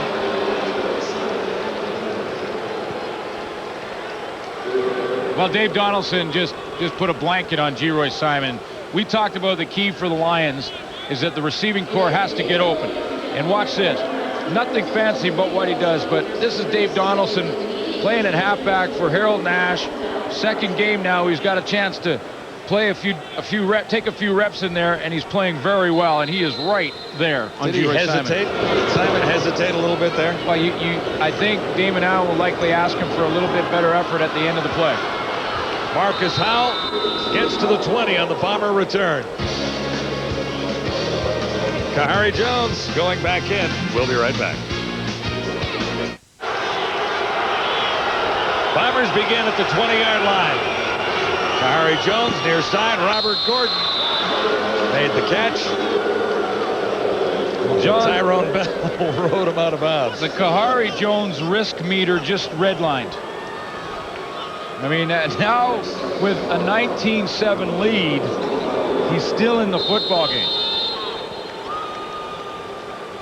Now, there's two things you say about obviously the injury factor, but also this is valuable reps for your backup quarterback. And Bryant Ayette began this football game. Kahari Jones is in relief right now. Ayette didn't look all that bad. Moved the ball a bit.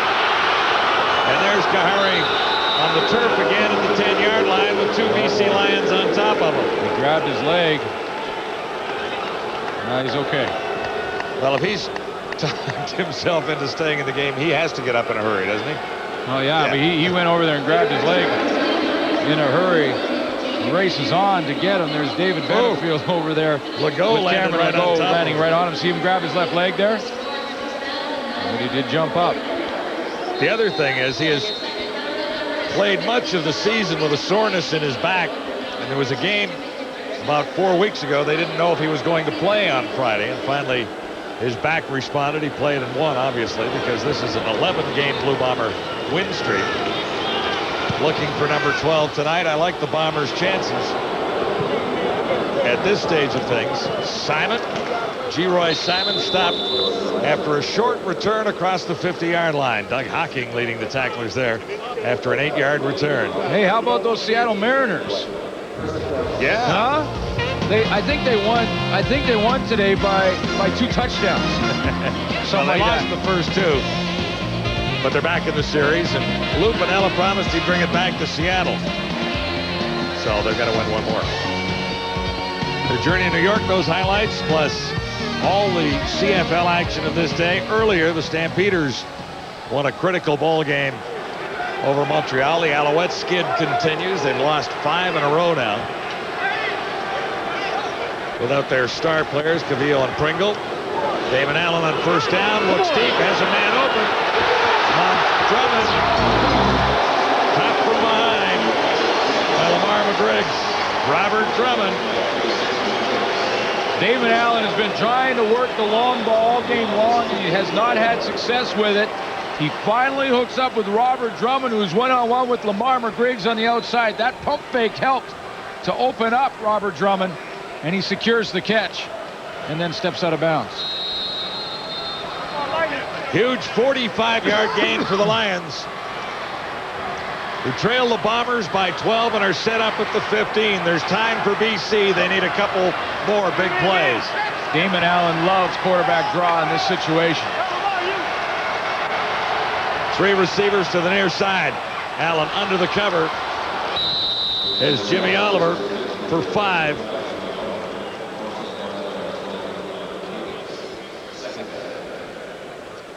Well, you're 2 converted touchdowns away. You're knocking on the door. I think Steve Barato at this point is in 3-down territory. He's got to go for it, even if they don't pick up sufficient yardage for the first down on this play. You need 2 touchdowns to win. It's 5:25 and ticking. The clock is your enemy, and so it's gamble time, I believe, for Steve Barato. If they have to. 2nd and 5. Allen stands in, looks to run himself, gets to the 10. Stopped by Brian Clark, and he'll not have the first down. He wants to get yardage, and he's looking to upstairs to Doug Nussmeier to see if he can see it from a better angle exactly how short they are, and Barato is sending in the field goal team. Doug Nussmeier gives them the yardage. He says, you're still a good 5.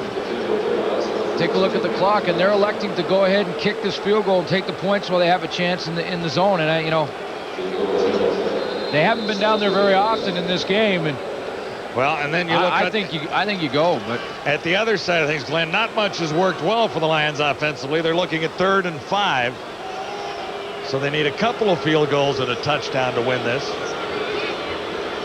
19-7. That narrows the gap to 10 points. So a field goal and a touchdown will tie it for BC now. But it looks to me like they're losing confidence down there if they're not going. Well, yeah, you run out of time, though. I mean, and right now, Kahari Jones still in the football game. He puts any kind of drive together here. He steals your time. He steals a good 2.5, 3 minutes off the clock, and now you really don't have a chance to get 2 possessions.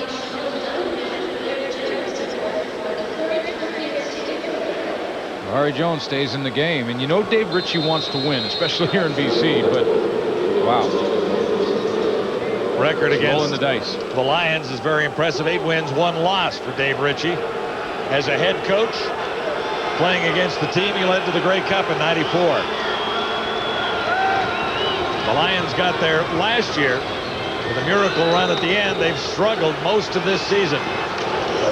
And again, they give up too much yardage to Robert Gordon. And he'll get a first down and move the sticks. Kahari Jones has seen the same defense on first down for about the last 3 or 4 series, and on first down it's man-to-man defense. He puts all the receivers away from Robert Gordon, gets a one-on-one out there with the youngster Nate Riles. Not Nate Riles, Tyrone Bell. Nate Riles will play for the Bombers. The other 31. Yeah, Tyrone Bell, and he gets that one-on-one. He's taking advantage of it. Another first down for Winnipeg. This is Charles Roberts, and he met Barron Simpson again, number 51. Bombers have been on an incredible roll, and it's been a wonderful turnaround for Dave Ritchie. It's meant a new contract in Winnipeg. But 11 straight wins for the Blue Bombers, all in one season. Other teams have won more, like those old Stampeders in 48-49 with 22, but it took a couple of years. I mean, it was a continuous win streak, but over 2 seasons. So this is really a remarkable accomplishment, and Ritchie and the Bombers are 3 minutes away from making it 12 in a row. Big play for the Lions defense. Kahari Jones slides and will get the first down. Coach Suter is cringing here beside me.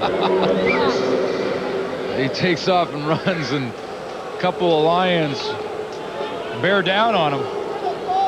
I'm not the only one cringing. All of Manitoba does as well. 3 minutes to go. Barato and the Lions are in big-time trouble, trailing by 9 with the Bombers still moving the ball. Interesting story for the Blue Bombers, who faced no shortage of desperate teams down the stretch. We'll watch the Argonauts in Winnipeg on Wendy's Friday Night Football next Friday. Nice shot there of the Vancouver skyline. That's the harbor right there, and if the Lions don't start playing better, they may be salmon fishing in there before they would like to.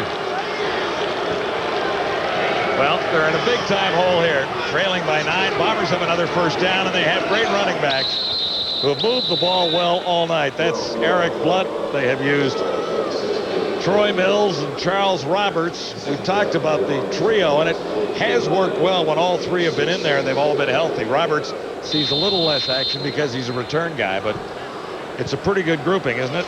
Yeah, and no one knows the importance of a running game better than Rick Warman, the former quarterback. How it can help you. In spite of the receiving core that the Bombers have, Warman claims that the offense, and I mean, we believe him obviously, that the offense is built around the run game. Nice play action fake by Kahari Jones, rolling this way. Jamie Stoddard. This will put it away. For the Blue Bombers, they're in range now. Warner Herndon finally got over to make the tackle, and Stoddard has really had a nice season. 30 receptions, almost 500 yards coming in. He's over 500 as a result of his efforts tonight. Yeah, but I really go back. Nice play by Stoddard to catch this one. Bo Lewis goes down, but I go back to the gamble that Steve Barato didn't try. When he was inside the 10-yard line, he needed 5 yards for a first down, could get the first down without scoring. Elected to kick a field goal, and you know, really when you think about it, John, if he goes for that and gets it, okay, he pumps up his defense. He puts pressure on the Winnipeg offense when they come on the field with now a 5-point game. Yeah.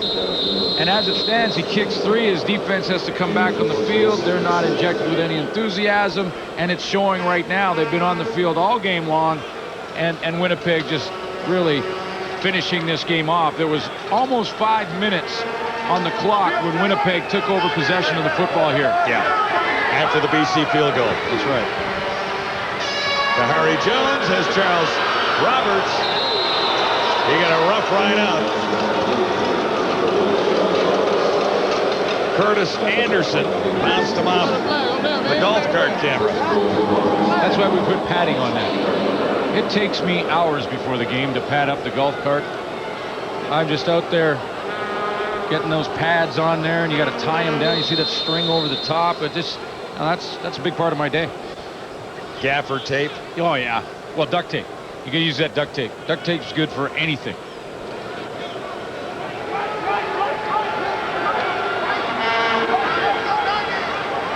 First and goal to go for the Bombers at the Lions 8.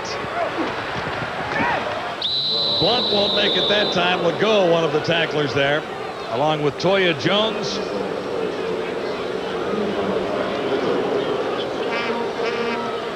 That sums it up there, doesn't it? That's David Benefield's hat. Tyrone Bell, go ahead. Here's your hat. Benefield was upset with Dave Mudge. He looked to the official for a call, didn't get it.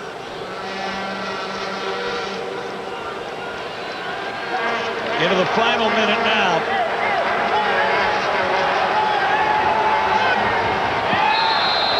Benefield just charged through. Benefield is going to start an all-out brawl if he goes after Kahari Jones at this point in the game, just out of frustration. The rest of the big boys up front, in front of Kahari Jones, will likely turn around and start a riot right there. 49 seconds on the clock. The ball has been moved to the 1-yard line. And it'll be first down, 3 cracks at it from there for Winnipeg.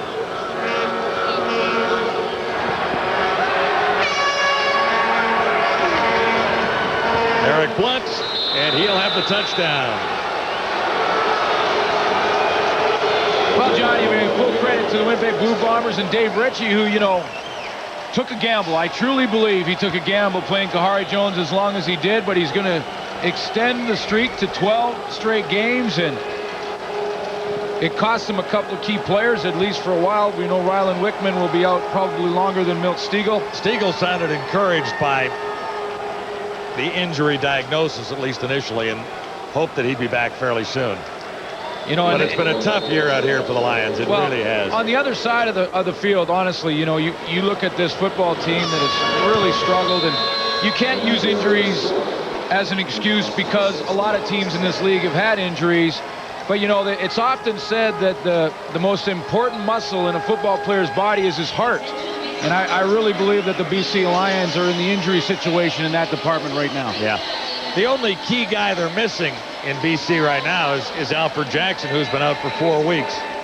And, I mean, it's a critical loss. He's one man. Look what the Eskimos have done to power their way to first place in the Western Division. And not winning all the games, and they have lost half a football team of starting players.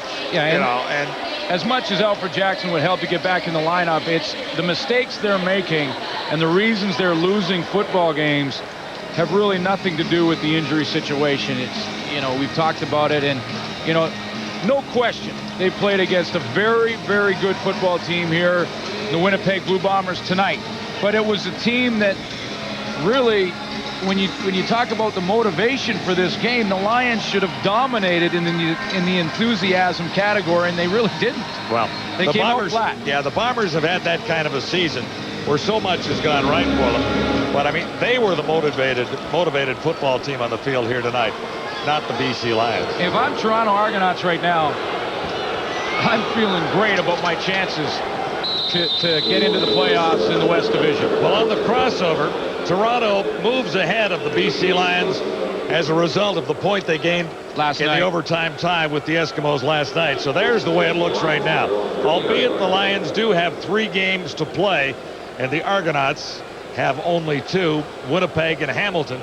BC has games remaining against Calgary, Saskatchewan, and the postponed or delayed game against the Tiger Cats on November 6th. So the Lions do have a game in hand on everyone else in the battle for the Western playoff spots. But in reality, they've blown a couple of golden opportunities last week in Edmonton. Yeah. And here tonight against a Bomber team that had already clinched top spot. Well, the way they're playing, they're going to need a half a season in hand. G-Roy Simon has a huge game, and it's waylaid. He's forced out by Nate Riles. And you look at that BC schedule, Glenn, the game against Calgary in Calgary next week is critical because the Stampeders are in that battle too and remain 3 points ahead of the Lions. Well, there isn't an easy matchup in the league this year. I don't believe there is. I mean, even with Saskatchewan struggling the way they have, they beat Montreal. So, that's not an easy game either. Allen has Millington wrapped up by McGriggs with 20 seconds to go. 12 in a row for the Winnipeg Blue Bombers. And the way they're playing and finding ways to win football games, they may just win out. I mean, they really are in a great position here. Again, it'll really come down to how much Dave Ritchie decides to play his starting quarterback and some of the other starters. But by the looks of tonight, he wants to go and continue the streak and play those starters, and we'll add that 1 win already, and there it is, 12 in a row, same season. Same season, and other teams who've had that kind of success, including the 54-55 Eskimos, did it over 2 seasons, meaning there was a Grey Cup win the previous year and a great start after that. Allen puts it up into the end zone for the touchdown. A little too late. Jimmy Oliver has his first since returning to BC. They're going to go for 2. Zeros on the clock. Doesn't matter. They have to play this one play, this convert. So they will go for 2. Well, 2 won't make it feel much better, I don't imagine. Pitcher can tell 1,000 words, and that's not a pretty pitcher. Well, it's not saying anything very nice about Steve. Well, I'm talking about his looks. I'm talking about his expression. His expression, okay. Yeah. I don't look at the head coaches and think, oh, that's a good-looking guy. You don't think he's kind of cute? Steve Brown is a very handsome man, but I'm not looking at him like that. David Allen looking for 2. Not that there's anything wrong with that. And he gets it to Denny Montana.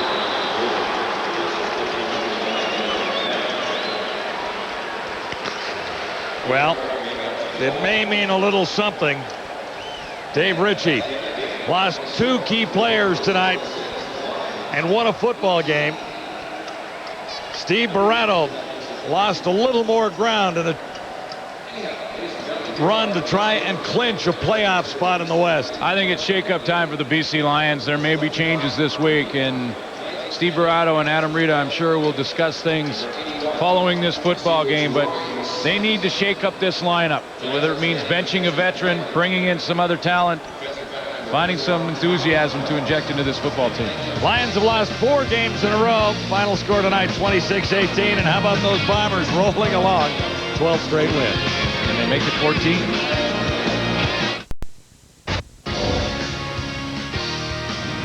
Wendy's CFL Live on TSN is brought to you in part by Wendy's, the official hamburger of the CFL, and by Molson Canadian. I am Canadian. And there's your final from BC Place tonight. As for the Bombers, what can you say? 12 straight wins. They just keep on getting it done. For the BC Lions, you know, about 3 weeks ago, they almost beat the Bombers, guys. If it weren't for bad hold on a field goal, they probably should have beaten them.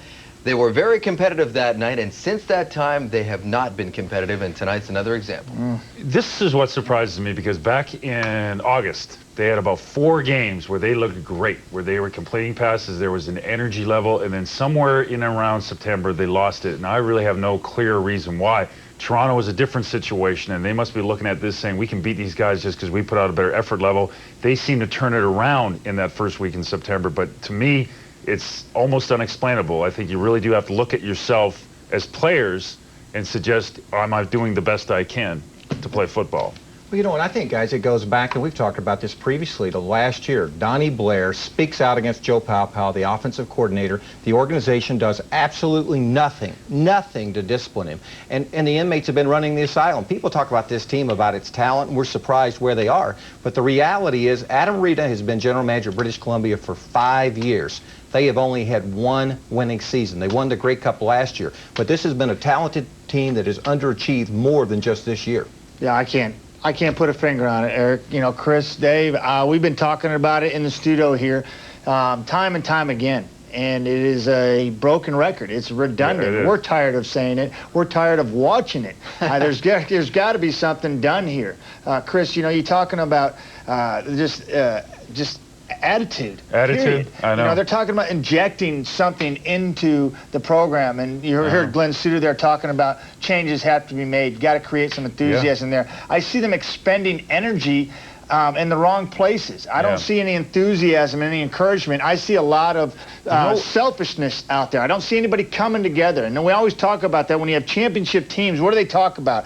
They talk about chemistry of a football team. I see nothing of the sort in BC. You know what I see is I see too many smiles. I see guys just, you know, they make plays and then they just kind of pat each other on the back and they go away. I don't know how you can do that. That really surprises me. Schulte, we all talked about it here on the panel. You know, a couple of weeks ago, G. Roy Simon, you're in a situation where they're behind by 2 scores. He scores and he dances in the end zone. Some people emailed me and asked me why I criticized him. Hey, it's a team game. It is. That was symptomatic, in my opinion, what's wrong with this team. It's too many individuals. They don't understand the team concept. Hey, next, you know, let's talk about Kahari Jones and the Winnipeg Blue Bombers and what they're doing. You know, they're overcoming. They are playing as a football team. They lose 2 key people, one on either side of the football, and plus the injuries they've had. Eric, you mentioned it, Harold Nash, Coleman, and then Oluwanibi, Dyson, you know, the list goes on and on.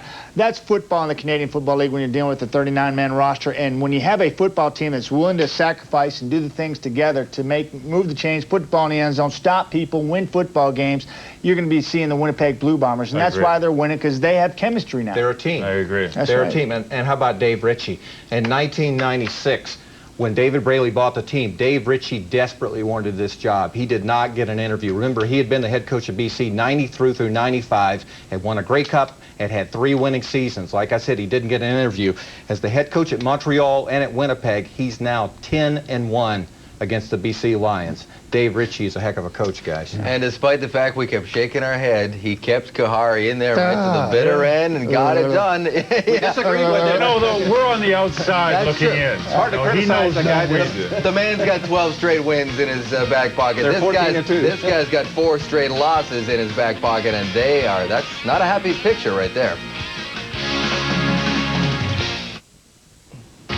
All right, here are the East Division standings as they sit through, well, we're almost through Week 16 in Winnipeg. Look at that, 14-2. Montreal with their 5th straight loss. They remain at 9-7. Hamilton has yet to play. We'll show you that matchup in a moment. Toronto is sitting at 6-10, which means Over in the crossover / West Division, Toronto right now is 1 point ahead of the BC Lions. If the playoffs were to start today, the Grey Cup champs would be out. Toronto would be in. Keep in mind, the Lions still do have a game in hand. The way they're playing, we're not sure if that matters. Here's the one game that still has to be played. It's going to be at Iverwin Stadium tomorrow. The Hamilton Tiger Cats with a chance to tie the Montreal Alouettes for second spot in the East.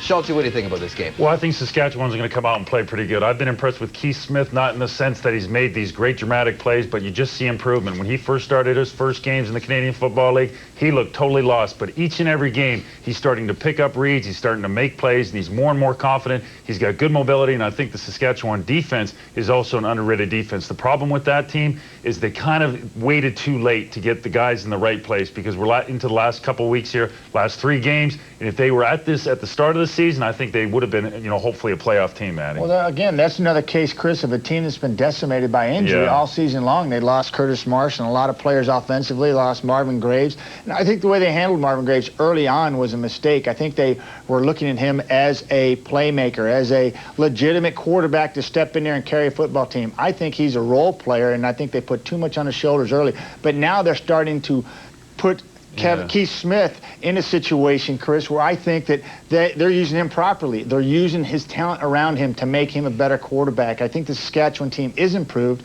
but I think they're going to need a whole lot more improvement come tomorrow when they play Hamilton, because I think the Hamilton defense is going to cause that kid a lot of problems, Eric. Well, you mentioned Keith Smith playing well, and I think one of the reasons that he's playing so well is that they're getting the ball to Darren Davis. They're running him, and he's an outstanding back. And I think the Hamilton Ticats need to take a page from the Saskatchewan Roughriders.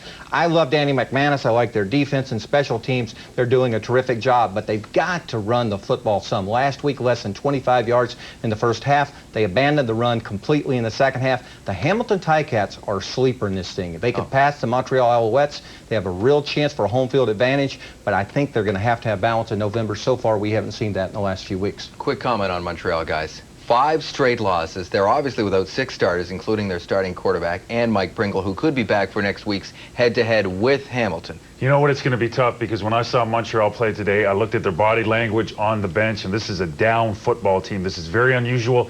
They're not used to losing. They're used to winning. They don't know how to handle these emotions very well of losing. Well, let me just quickly, Gonzalez, and then we saw Barnett, yesterday, and AC's down. This is my whole point with Dave Ritchie and what he was doing with Kahari Jones. Get Ayat some playing time, because you don't want a situation like they have in Montreal right now. Matt, another part of the story in Montreal is that Rod Rust practiced a team completely different than his predecessor, Charlie Taft. They've been in pads much of the year. It looks like a team that's physically spent, that's tired. I'm not sure some of the players have not lost confidence in Rod Rust. I hate to say this, but this is a real serious situation in Montreal. They desperately need a win next week at Hamilton, or they're going to fall from what looked like a guaranteed spot in the Grey Cup at the beginning of the season to 3rd place in the East. Oh, yeah, and with Olympic Stadium already sold out, you can bet the pressure is being felt in that Montreal locker room. No pressure with Winnipeg, only their 12th straight win. Back to wrap it up after this on Wendy's CFL Live. Our next game will be next Friday night. Wendy's Friday Night Football. Can they make it a lucky 13? I wouldn't bet against them right now. Although the Argos are desperate to get some more points to make sure they get into the playoffs. That'll be an interesting week. We got 3 games for you next week, and you're leaving us for one game, right? Going you're to on the road. That's right. You're going to Regina. Going to Bartleby. Taking the Dunnigan tour into the Rod prairies. Smith and I will be out there. Okay, well, fair enough. Don't come back with green hair. And of course, the game we'll be looking forward to watching too. That's right, Edmonton and Saskatchewan. Yeah, Edmonton and Saskatchewan. Okay, on behalf of Chris, Matt, Eric, and our entire crew, thanks for watching. Coming up next, Vic Rauter and Pierre Maguire will wrap up a busy night in the NHL. 14 games were on the go, and these guys will have the complete story for you. I don't know how they're going to jam it into half an hour, but they're going to do it. Most of That's Hockey 2 is coming up. There's Charles Roberts. He found the end zone tonight. The Bombers keep on rolling. Big Blue, 12 straight wins. The final from BC Place tonight, 26-18. They are the class of the league, and they keep on doing it.